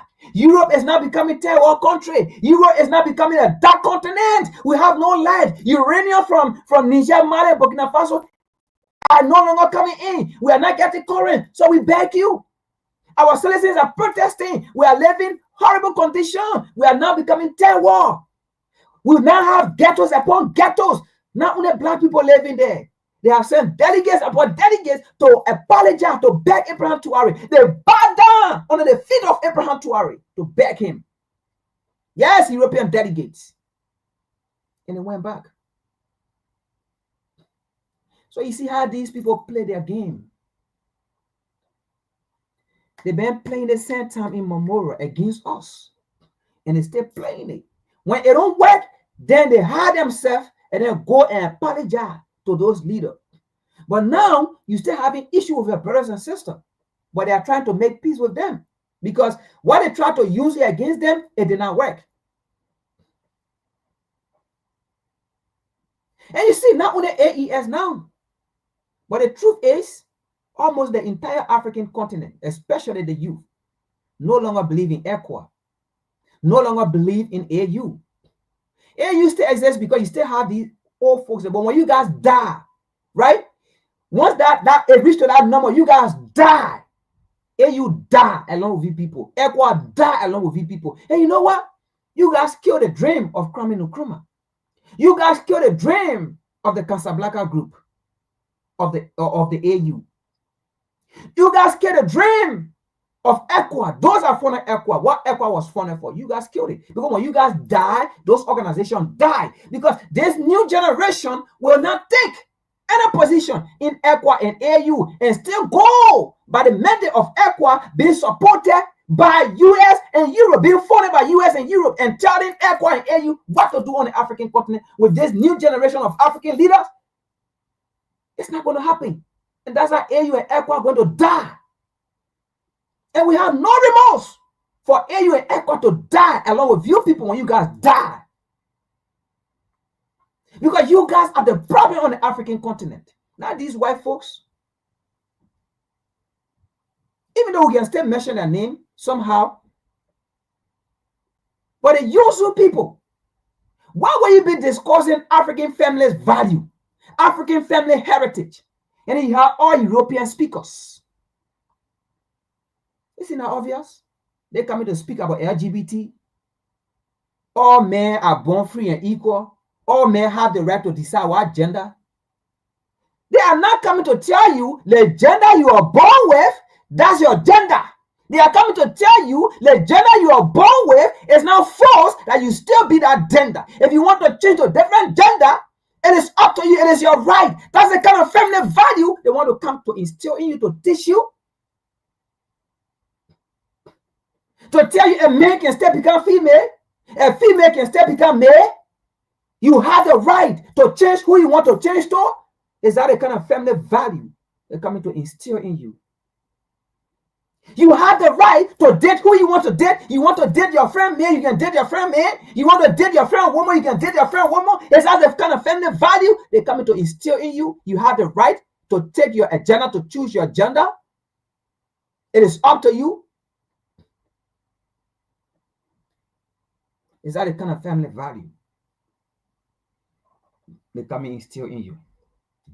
Oh yes, they're coming to tell you. If you are born as a female, after 6, 7 years, or 10 years, or 15 years, if you decide to change to be a male, that's your right. That's the value of yourself. Value yourself. Love yourself. Don't listen to nobody. Do what you want to do. It is up to you. After all, that's your life. But when you become burden on society, then it becomes a burden on society. It becomes a problem of society. Those white people will not be there.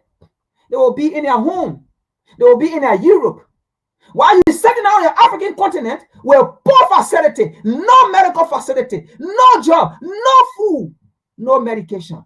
And they will be sitting down there happy and laughing because they want to see the African continent be depopulated. You know, that's another form or another way of depopulation. And then you walk in your butt leaking. There's a reason why God made, or the Most High made, a female to be a female, because he gave them an organ, a system to maintain certain things and to get it out at any time. But now when your butthole leaking and you go in, you can't maintain it, you can't keep it. You leaking butt because you do not have that organ, you do not have that system. That's the kind of family value they're coming to instill in you. Nonsense.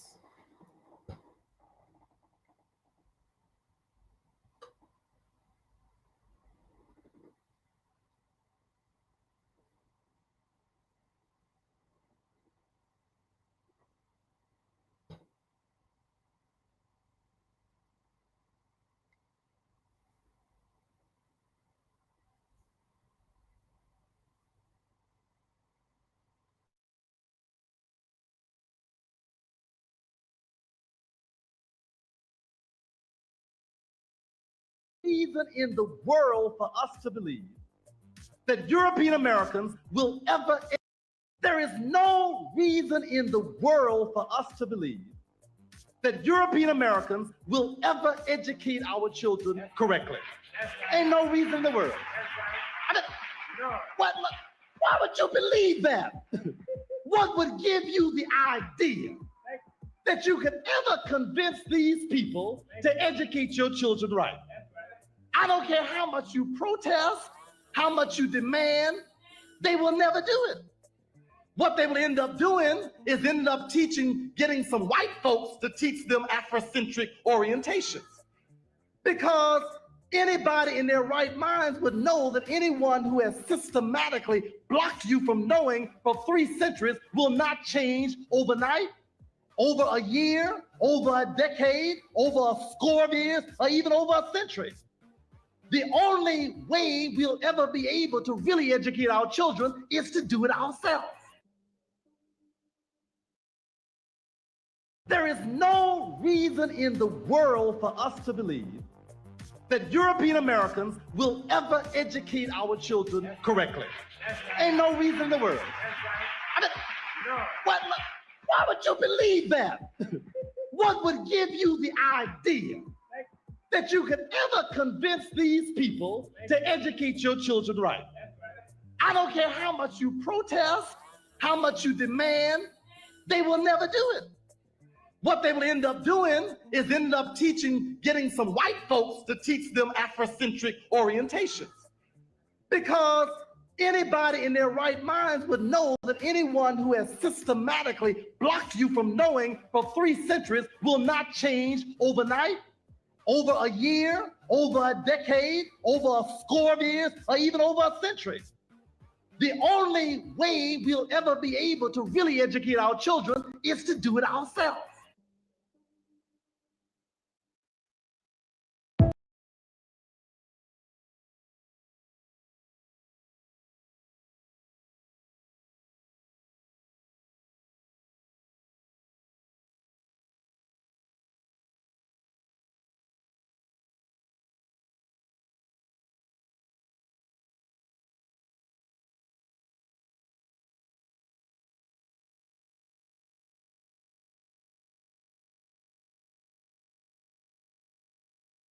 Never must Africa say that there is one colonizer who is better than the other. All of them are the same.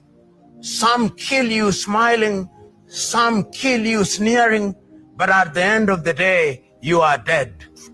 Never must Africa say that there is one colonizer who is better than the other. All of them are the same.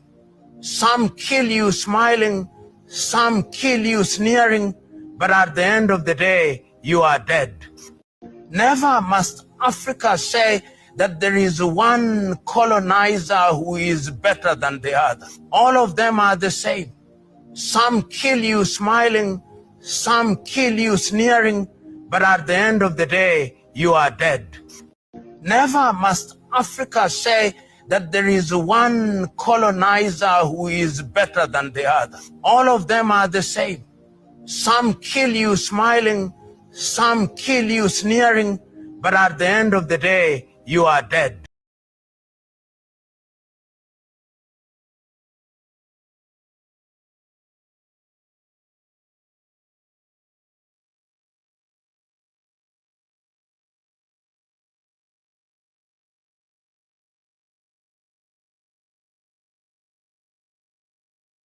I posted a video about how slave money never left, and a lot of y'all were asking, well, who's still benefiting? Okay, so let's start with this. A whole lineup of people that are running this country are living off of wealth built on slavery. Not metaphorically, not spiritually. I'm talking actual descendants of enslavers writing laws, cutting checks, and holding office. And we're gonna name them. Some of them, anyway. So let's get into it. In 2023, Reuters dropped a study identifying more than 100 current U.S. leaders in Congress and governors' mansions on the Supreme Court who can trace their families back to slaveholders. And guess what? Those families, they never gave back a cent, never paid restitution, never lost land.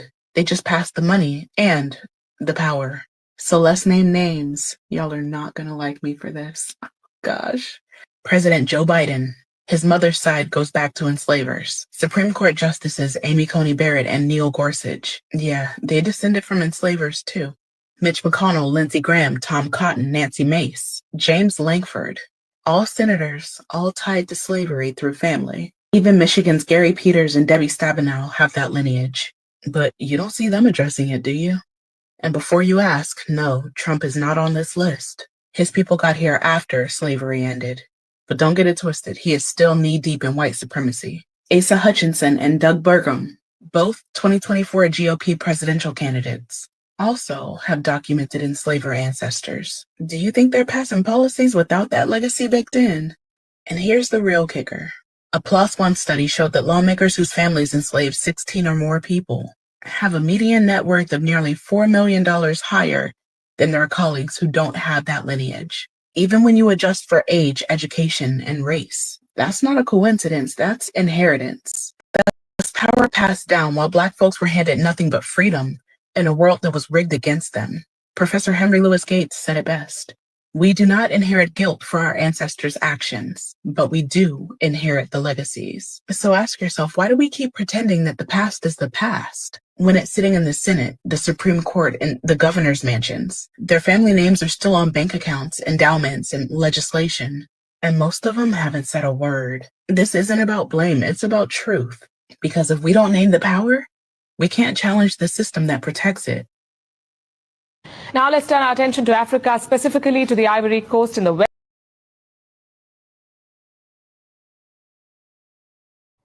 All right, folks, let's get to Libya. So that is it there, right? You can't tell an European president to come and discuss African issues, all right? Especially when they are the cause to why we are fixing or we are going through the situation or things that we are fixing. They are the cause, right? They have been and are still the cause, right? And that is why even the same Bible that you read, the Bible says to in Isaiah, right? The book of Isaiah, he said we shouldn't trust these people. He said we should be careful and be mindful, be skeptical in every way, right?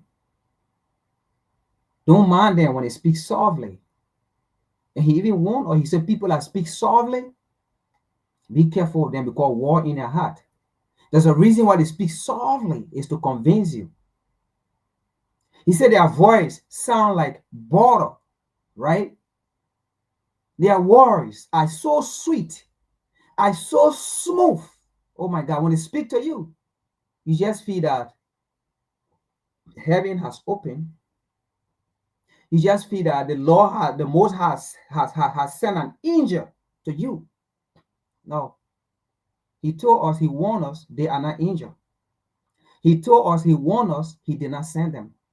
He told us, he warned us, be careful of them. He told us, he warned us, their words are smooth like butter. Their words are sweet and soft like oil. But word and sword are in their hand, in their heart towards you. A hymn to a wise is quite sufficient. Like what I said, what is well understood cannot further be explained. I hope you got that. Let's get to the next topic.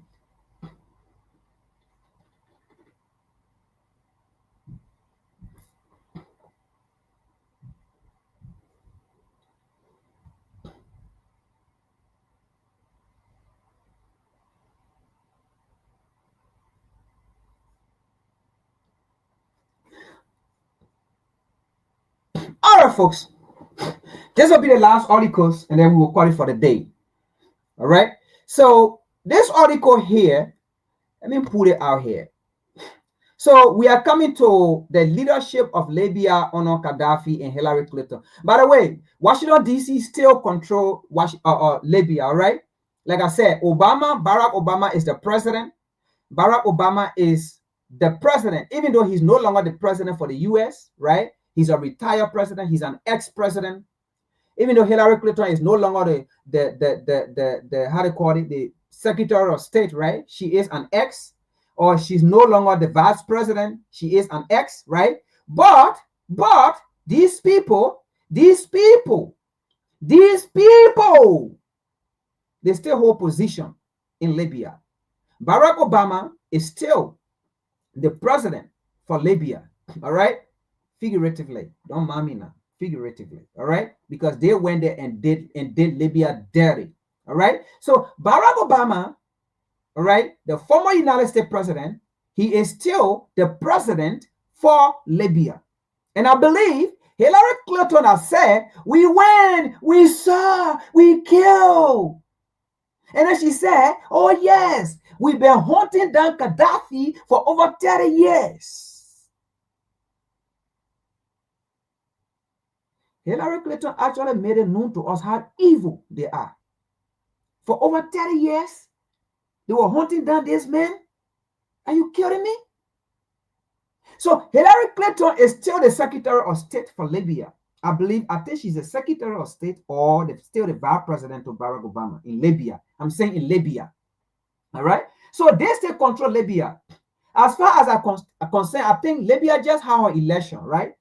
And Barack Obama won the election, and then Hillary Clinton, I think she became a vice president or the Secretary of State. Check it up, I believe so. Yeah, they just had an election. Oh, fresh. I mean, the Libyans are living good life. The Libyans are living better life on the American democracy. Yeah, in fact, life under Gaddafi was more deadly. All right, there was hardship under Gaddafi, but right now with the current governmental system, democratic system set up in Libya after the United States along with NATO killed Gaddafi, destroyed Libya, looted their oil, infiltrated their government system, the Libyans are living better life than the life they lived under Gaddafi. The Libyans are living good life. Oh man, Barack Obama is sending Libyan for scholarship through the Libyan oil. Barack Obama is sending, in fact, before when you get married in Libya, Barack Obama honor Gaddafi. Honor Barack Obama in Libya. Honor Libya. Honor Barack Obama and Hillary Clinton Free education all the way to university is free. The people are enjoying their mineral resources under Barack Obama and Hillary Clinton. I mean, free housing. I mean, the nation is clean under the democratic system of Barack Obama and Hillary Clinton. There is no war in Libya. Libya is peaceful. Libya is free from IMF loan. Libya is free from a World Bank loan. Oh man, the Libyans are so happy of Barack Obama and Hillary Clinton. The Libyans are happy that Washington DC and NATO took democracy for them. The democracy they've been yearning for, the golly. Barack Obama for Eastern Libya and Western Libya, and Hillary Clinton is a Secretary of State for Eastern Libya and Western Libya, and the people are living good health care that is not even in the U.S. The American democratic system have provided it for the Libyan good health care system.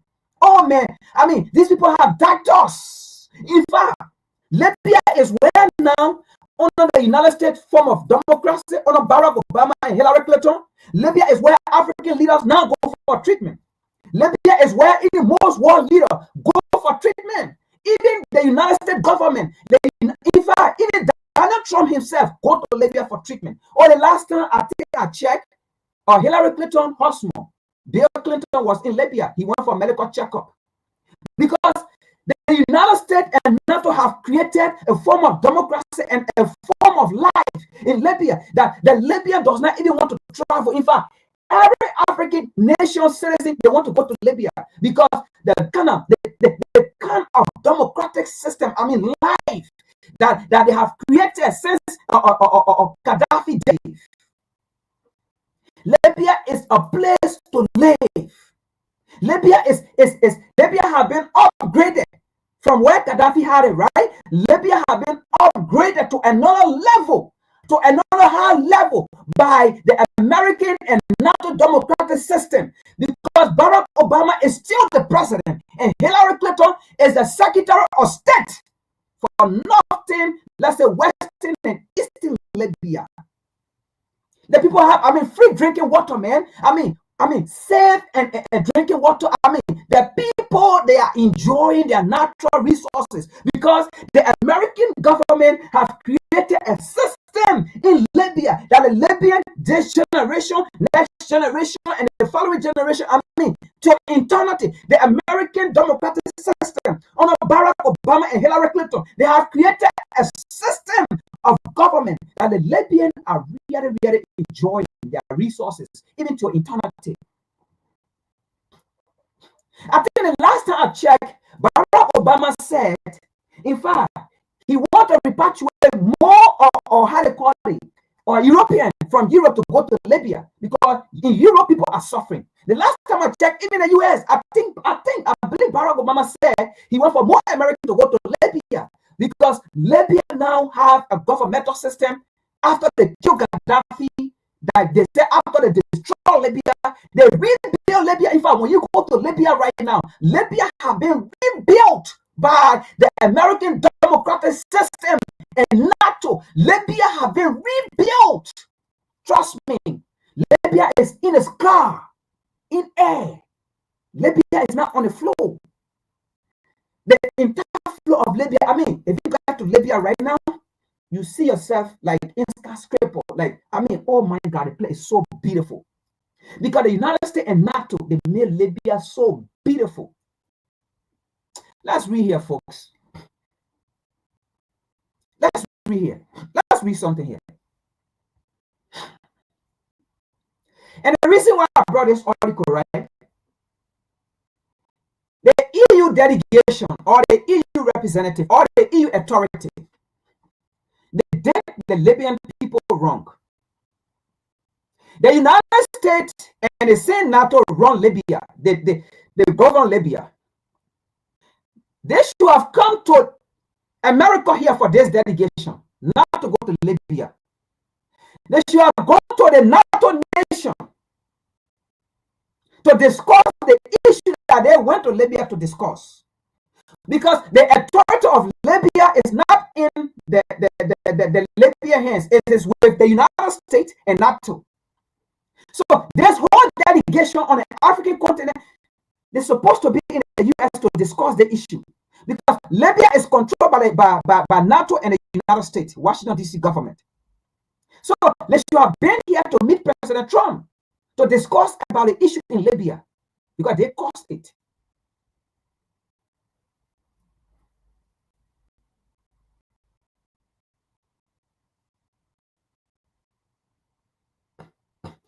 EU delegation deported from Eastern Libya over diplomatic protocol breach.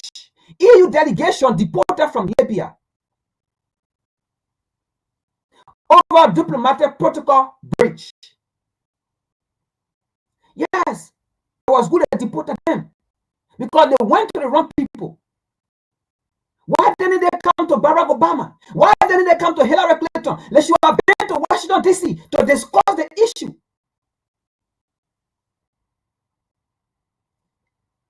Because Libya is a state, is part of the United States. I think Libya is the 51st state of the United States. Libya is the 51st state of the US and NATO. So they should have been in Washington, D.C. to discuss the issue regarding Libya.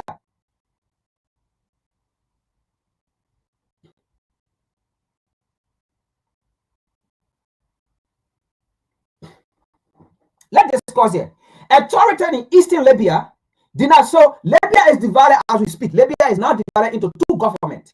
I think Barack Obama and Hillary Clinton say, because while they are in the US, right, they cannot be on the African continent all the time. So in order to how they call it, to really run the country well, Barack Obama and Hillary Clinton decided to divide the country. All right, Washington, D.C., they sat down, they decided to divide the country. All right, allegedly, they divide the country, and then they have Eastern Libya, and then they have Western Libya. Okay, Washington, D.C., NATO, that's what they decided to do. Since the invasion of Libya, they killed Gaddafi, they divided the country into two. Because Barack Obama said he can't be in Africa. Hillary Clinton said she can't be in Africa. It will be too hard for one person to govern it, right? So they have to divide it. So why didn't they come to Washington, D.C. to discuss this? But let's continue. Authority in Eastern Libya denied entry and deported 3 European interior ministers and the European Commissioner for Migration, citing violation of diplomatic procedure. The move highlights ongoing political fragmentation in Libya. Ongoing political fragmentation in Libya. Also, are they telling us Obama is incompetent of leading Libya? Are they telling us Hillary Clinton is incompetent of leading Libya? Because they control Libya, they rule Libya. They kill Gaddafi to give the Libyan authority or the Libyan people a better life, better democracy. So why are they telling us ongoing fragmentation? Because when Gaddafi was there, there was no ongoing fragmentation. Libya was not fragmented. Libya was united. Libya was one state, and Libya was governed well. And the people of Libya enjoyed their resources, right? To some extent that almost all the African nations, nobody, neither one African nation that have enjoyed their resources, apart from recently the AES nation, what they are doing. But after that, when the AES was never funded, name me a country at that time where 8 nations enjoyed their resources, if not Libya. Name me a country at that time that was, how they call it, loan free from World Bank and IMF, if not Libya. So at that time, there was no fragmentation. But since Barack Obama and Hillary Clinton took over the country, there have been political tension. There have been political, how they call it, issues. So are you telling me Barack Obama and Hillary Clinton are incompetent leader for leading Libya? Are they telling me they cannot lead Libya? Are they telling me they are destroying Libya? Where is the democracy? Where is the Western democracy? Where is the American democracy? The so-called democracy in Libya? Where is it? We are asking Barack Obama. We are asking Hillary Clinton. Hillary Clinton, we saw a picture, she was rejoicing. And Barack Obama said, the long-awaited freedom that the Libyans have been yearning for, the long-awaited liberation that the Libyans have been yearning for, now the Libyans have it. They're going to make sure Libya have a peaceful traditional and a transition, right? Democratic movement and freedom and whatsoever to enjoy their right and all of those things. So Obama, What happened? Where did you go wrong? Why can't you fix the 51st state of the United States? Why can't you fix the 51st state of the United States? Barack Obama, what happened? Hillary Clinton, I thought you were an expert, a Secretary of State for Libya, the 51st state. What are you doing? Libya is fragmented right now. Libya is divided. What happened? What happened with your leadership?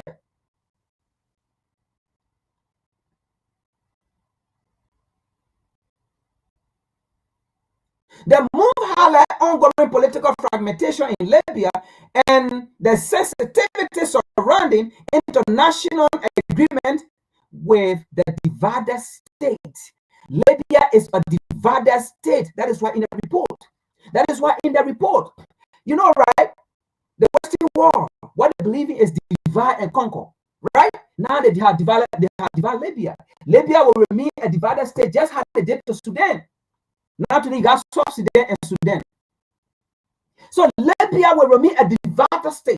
Now, these two states, these two nations, the same people who were once on, who were one Libya under Gaddafi. Now these people they are now divided. They got Western Libyan, Eastern Libyan, Southern Libyan, Desert Libyan. Divide and conquer. So Barack Obama, you went on the African continent to divide people, to conquer them for your slave master. So are you a slave, Barack Obama? Are you a 21st century slave, Barack Obama? Oh yes, I believe so. Because it was you that came out to say one of the worst mistakes you ever did in your government was to invade Libya and kill Gaddafi. But who's going to buy that? You already did it and work for your slave master. You know, that's the regret of the slave always. After he or she have been used by the slave, by their slave master. After the slave master has succeeded, sitting down rejoicing, and then the slave is no longer getting any praise or aspiration from his people. Because Barack Obama said no, his people don't care for him no more. His people believe he is a traitor. So that's how he came out to say one of the worst mistakes he ever did in his government was to destroy Libya, invade Libya, and kill Gaddafi. Well, you can tell that to your slave master. Eastern Libya, Labour delegation. Eastern Libya, Labour the European delegation, persona non grata. The statement issued by the Osman Hamar, the Prime Minister of the Eastern, imagine, Libya is divided.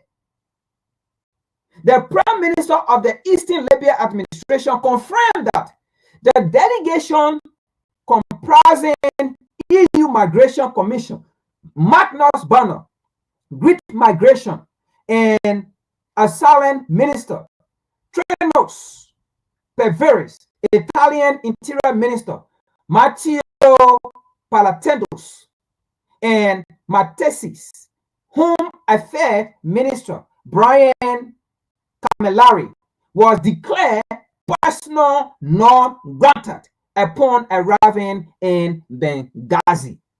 Okay, now they said they were not persona grata because the first went to Western Western Libya. The first went to Western Libya and then discuss what they wanted to discuss, tell them what they wanted to tell them. Then now they went to Eastern Libya and they met with Osman Hamar. So you see how they put people in. So whatsoever they discuss to Western Libya, no, or Eastern Libya does not know. And then what they're going to discuss to Eastern Libya, Western Libya does not know.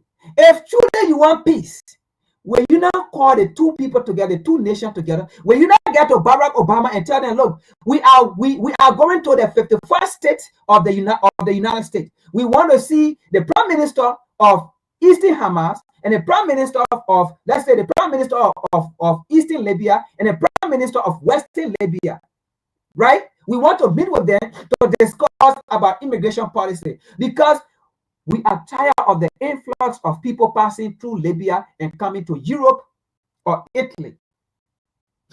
Yes, but you break the bridge. You left the United States government that control Libya, and then you went to Libya to talk to Prime Minister. When you left the leaders. You left Barack Obama. You left Hillary Clinton. You left Obama, who is the president for both Eastern Libya and Western Libya. You left Hillary Clinton, who is the Secretary of State for both Eastern Libya and Western Libya. The 51st state of the United States is Libya. You left these people and then went to Libya to discuss about migration. So when you told Western Libya, it might be different from what you're going to tell Eastern Libya. And then these two people now will see each other as enemy and they start fighting. Do you want to destroy the American government? Hey, Europe, do you want to destroy the American governmental system in Libya? Why didn't you come to America to settle this issue and you want to Libya? Do you want to destroy the American government? Do you want to destroy Obama government? Do you want to destroy Hillary Clinton government in Libya? Why do you want to do that? Why didn't you respect Barack Obama? Why did you disrespect Barack Obama or Hillary Clinton by going to Libya and not confiding in them first of what you want to do? Why didn't you tell them to solve the immigration crisis in Libya? Because they control Libya, they govern Libya, they rule Libya. They make the rule and regulation, they cut the cake. Why didn't you go to them for them to talk about the migration crisis where people passing through Libya? Why can't you tell them for the American government to strengthen their border with their 51st states?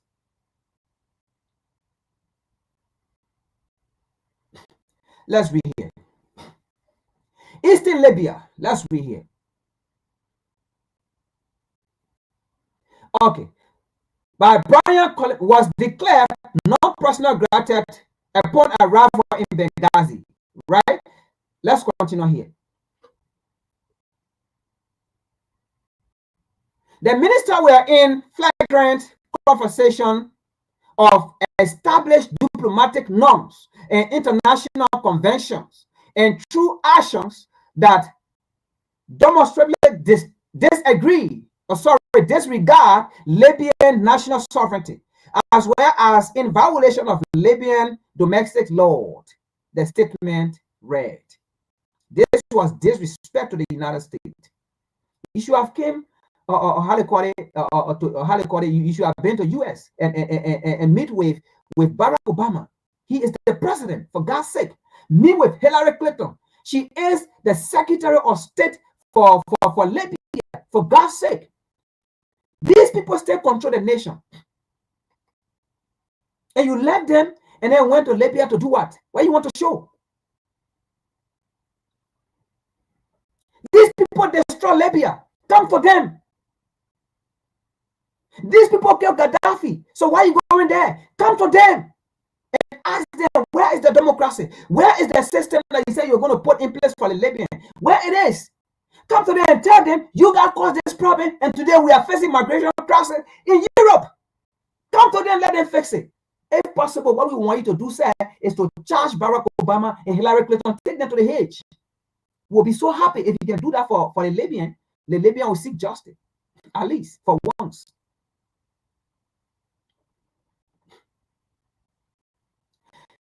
The EU official initially met with Prime Minister Abu Ahmed Debar in Tripoli. So this is Western Europe. Okay, so Eastern, let's say Western Libya, Western Libya. So Eastern Libya is in Benghazi, right here, as you can see here. This is Eastern Libya in Benghazi. And then Western Libya is in Tripoli. I think that should be the capital city, I believe. So you see it, right?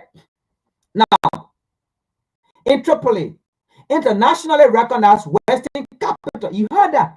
Internationally recognized Western capital. God.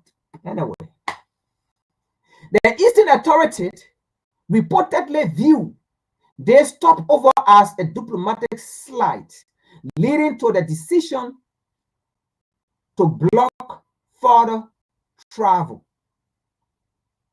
Greek Deputy Prime Minister Kostas Hatzidakis suggested the sequence of meeting was central to the issue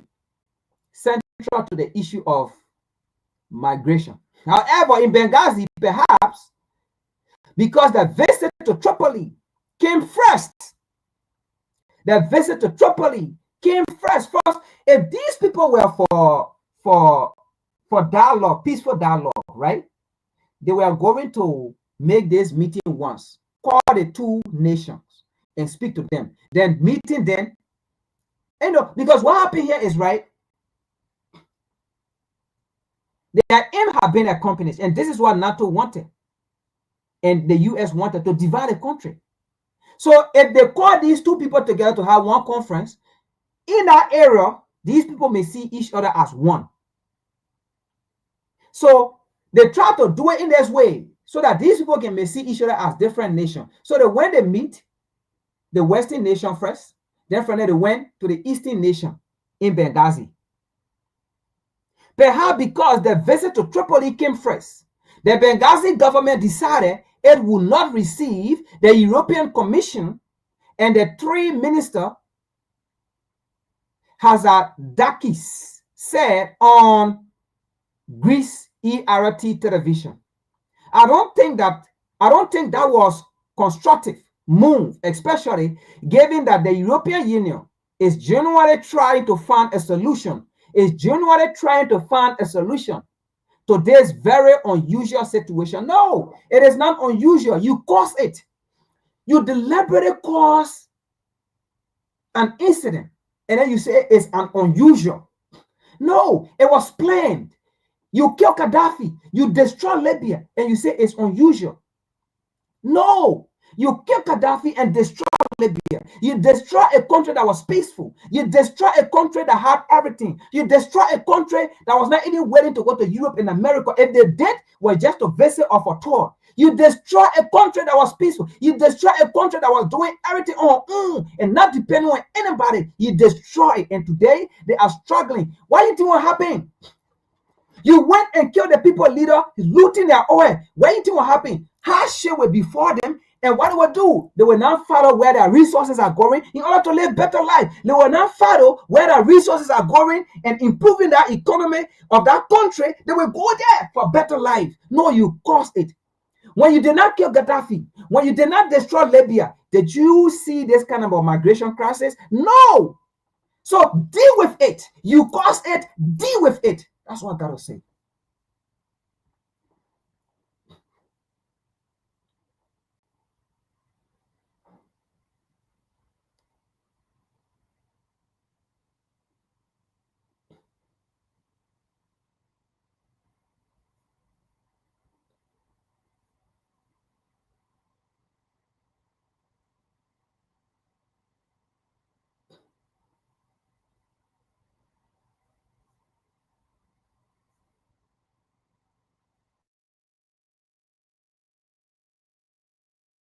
Wait, did you all hear what just happened in Libya recently? European Union officials were deported from Libya recently. I'm talking about top European Union officials from Greece, Italy, and the European Commission. They were kicked out of Libya. And here is what happened. When Gaddafi was alive, Libya used to be just one nation. But immediately they took Gaddafi out, the country split into two. Now we have East Libya and West Libya. West Libya is backed by the United Nations, the United States, Qatar, and Turkey. While East Libya, who happens to be Gaddafi's supporters, is backed by Russia, Egypt, and France. I don't even know what France is doing there. But this is how the country is right now. Two governments, two military, one broken nation. Gaddafi held this country together until his death. Now, the European Union's delegation arrived West Libya, the one that they are supporting, to discuss immigration. We know that all the migrants that are entering Europe, they are passing through Libya. So they went there to discuss this issue. They arrived West Libya first, had their conversations there, and then decided to go to East Libya, the one backed by Russia. And when they arrived there, they said, no, you did not follow the right procedure. We did not ask for our permission to land in our country. And for that reason, we are kicking your butt out. You have to leave. And they deported them. So this is the state of the country right now. Libya is not only a failed state. Libya is the price. Because any country that controls Libya controls the Mediterranean, controls Africa, and controls the Middle East. This is the reason why the West could not afford Libya to be together, so that it will be easier for them to manipulate the entire country. And this is what is happening in the entire continent. This is so pathetic that they took Gaddafi out, no plans, no success. So, I mean, they just left the country to fall, like to collapse in that manner. Libya used to be one country in Africa that a lot of people were looking up to because of the way it was growing, the kind of development that was taking place in Libya. Now, Libya is just a shadow of itself. The country was bumped back to Stone Age. Look at what is happening within the country, a country that used to be one under Gaddafi. Well, guys, let me know what you think about this, and thank you all for watching.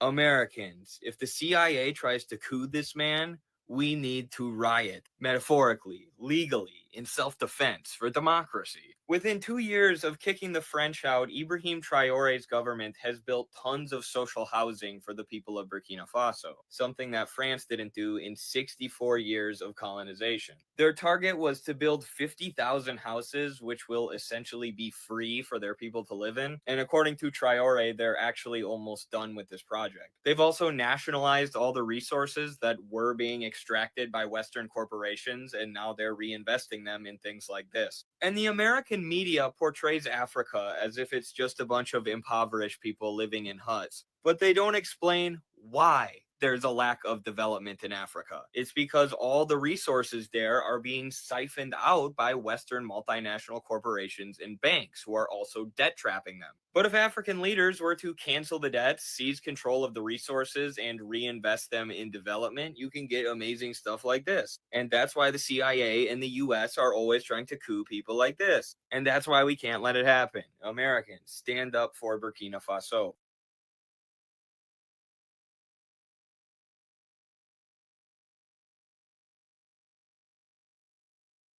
The world needs to pay attention to who this man is, because he is inspiring an African revolution against the West right now. This is 37-year-old Ibrahim Traore. He is the second youngest head of state in the world right now, and what his supporters say he represents is simple: African independence. You see, Burkina Faso is a former French colony, and since he became leader of the country in 2022, he has accused France of neocolonialism, which in other words is when a country is still trying to control the other, but now just through more hush means. So when he seized power, he started to make drastic changes. He ordered the French troops to leave the country. He expelled French diplomats and Western media. He banned the use of British and French colonial-style judicial wigs in efforts to decolonize the country's judicial system. And then he started making major changes. He started cutting ties with foreign companies involved in Burkina Faso's infrastructure development, like roads, bus stations, airports, and then started replacing them with locally equipped and trained workers, and then acquired around 1,000 road-building machines for them to use. He started introducing policies to boost local control over food production and processing. He started pushing for greater state control over energy, reducing the dependence on foreign suppliers of electricity. And then, in the clearest statement to the West yet, he started buying back a number of the country's major gold mines previously owned by foreign entities. He called the purchases a reclaiming of national wealth from exploitative foreign ownership. But here's where things get crazy, because what started in Burkina Faso has now become something much bigger. They've now joined forces with Mali and Niger to form the alliance of Sahel states, basically saying we've got each other's backs and we're done with all influence from the West. Ivory Coast and Senegal are now also pushing to remove foreign military bases, and a former Nigerian senator described Traore's actions as the spirit of a continent yearning to be free, dignified, and prosperous. And that is exactly why we're seeing it slowly transition from one country in Africa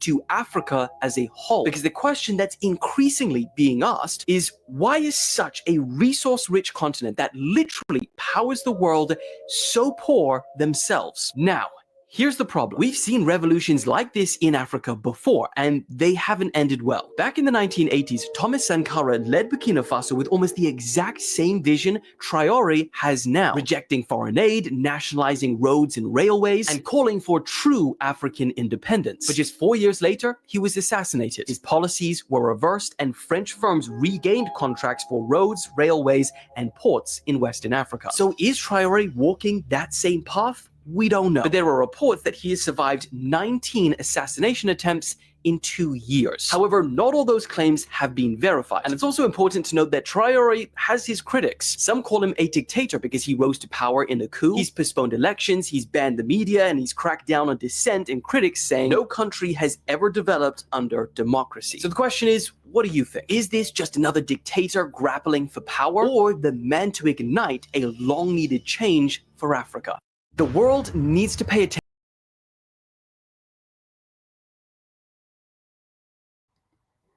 All right, folks. Once again, thank you for tuning in. Thank you for sticking. This is WCC. This is the Revolutionary Repatriation Educational Lecture Series aspect of WCC. And we will continue to talk about Ibrahim Traoré till eternity, because Ibrahim Traoré is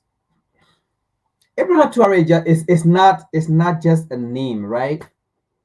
I would say this to the US and to Europe and to all the nations that want to see this man dead. Ibrahim Traoré is not just a name, but he is the air we breathe. Yeah. He is the air we breathe, because we see something in him, this generation, for a very long time coming. We have not seen it.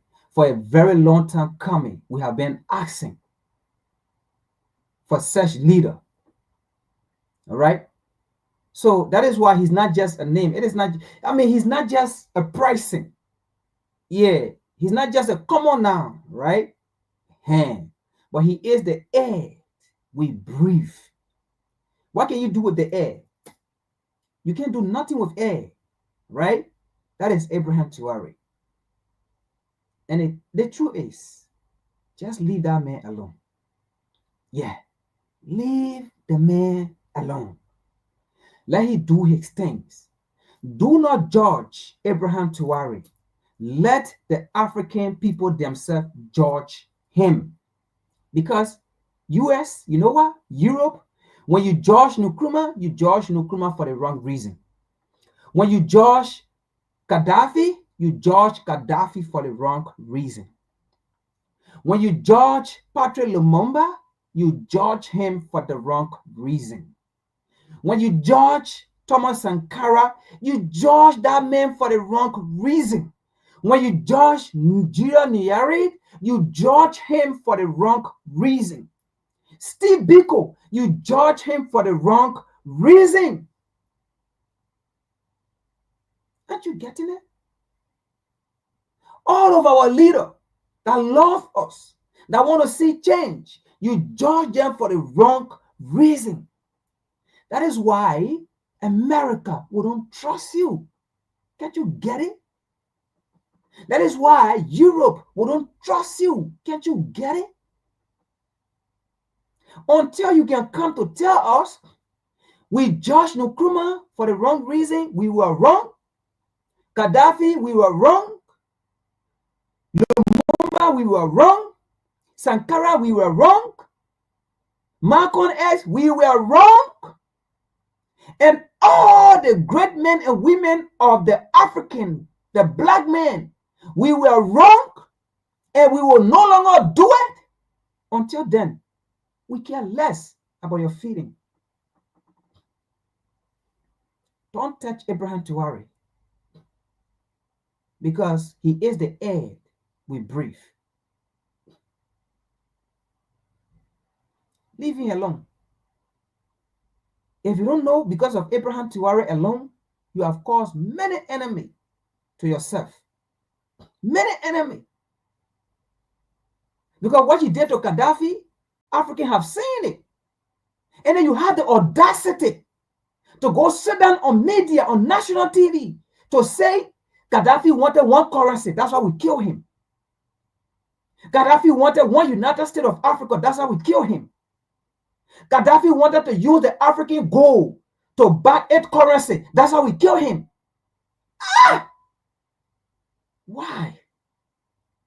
Why? Now that we know that, why you kill him? Why you destroy Libya? And then we are seeing in this current time what Abraham Traoré, Mali, Niger, Burkina Faso, they are doing. And you want to go after those people for the same reason, and you think we will keep silent? We will sit and watch you go do it? Ah! Are you saying we dumb? We stupid now? Come on now, America. Come on now, NATO. Come on now. Why won't you just make people to abandon you? And then you want to blame other countries when they find allies? You want to blame other African nations when they say, okay, we don't trust the US, we're going to Russia and China? And then you say, oh, somebody love China more than you, somebody loves Russia more than you, and you still preaching their propaganda. You don't want to recognize your mistake, to rectify your mistake with those same nations.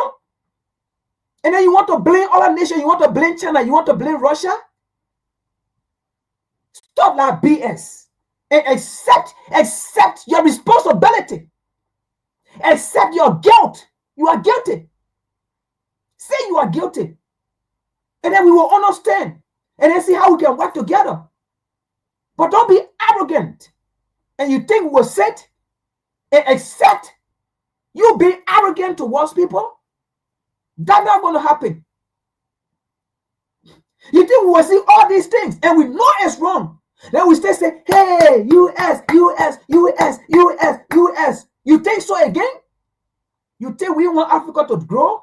You think we don't want Africa to develop? You think we want to be humiliated every time? Oh, Africa, just stay in your continent. Don't come to our country. We have to build borders. We have to build wall. What that for? You want to build your wall? Then we say, okay, we want to take care of ourselves. You yourself, America, you say Africans should take care of themselves. They should build their country. When we say, okay, we will build our prospective country. We will build our continent. But in order to build our continent, these are the measures that we are going to put in place. Then you say no. Then you want to go take down those leaders. You want to go against those leaders. Then when they want to find somebody who want to work with them to put them in a position of a place that they will not depend on you, your taxpayer, so that you can use your taxpayer, your tax money for your citizen. Then you say, those countries, they are dictator. They are this, they are that, they are that. The same old games you've been playing. America, accept your guilt. Accept it. And then those nations will come and do business with you. If not, they will go and start blaming Russia and China. That they are this, they are this, they are. You've been on a continent in the 60s, 100. You've been there before China. You've been there before Russia. So what's the problem? Go back to your drawing table and ask yourself, which of course you know what's happening. You know what you have done. You are guilty.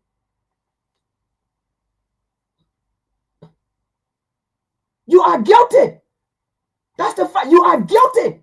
Accept that you are guilty. Accept that what you have been doing was wrong. It is wrong.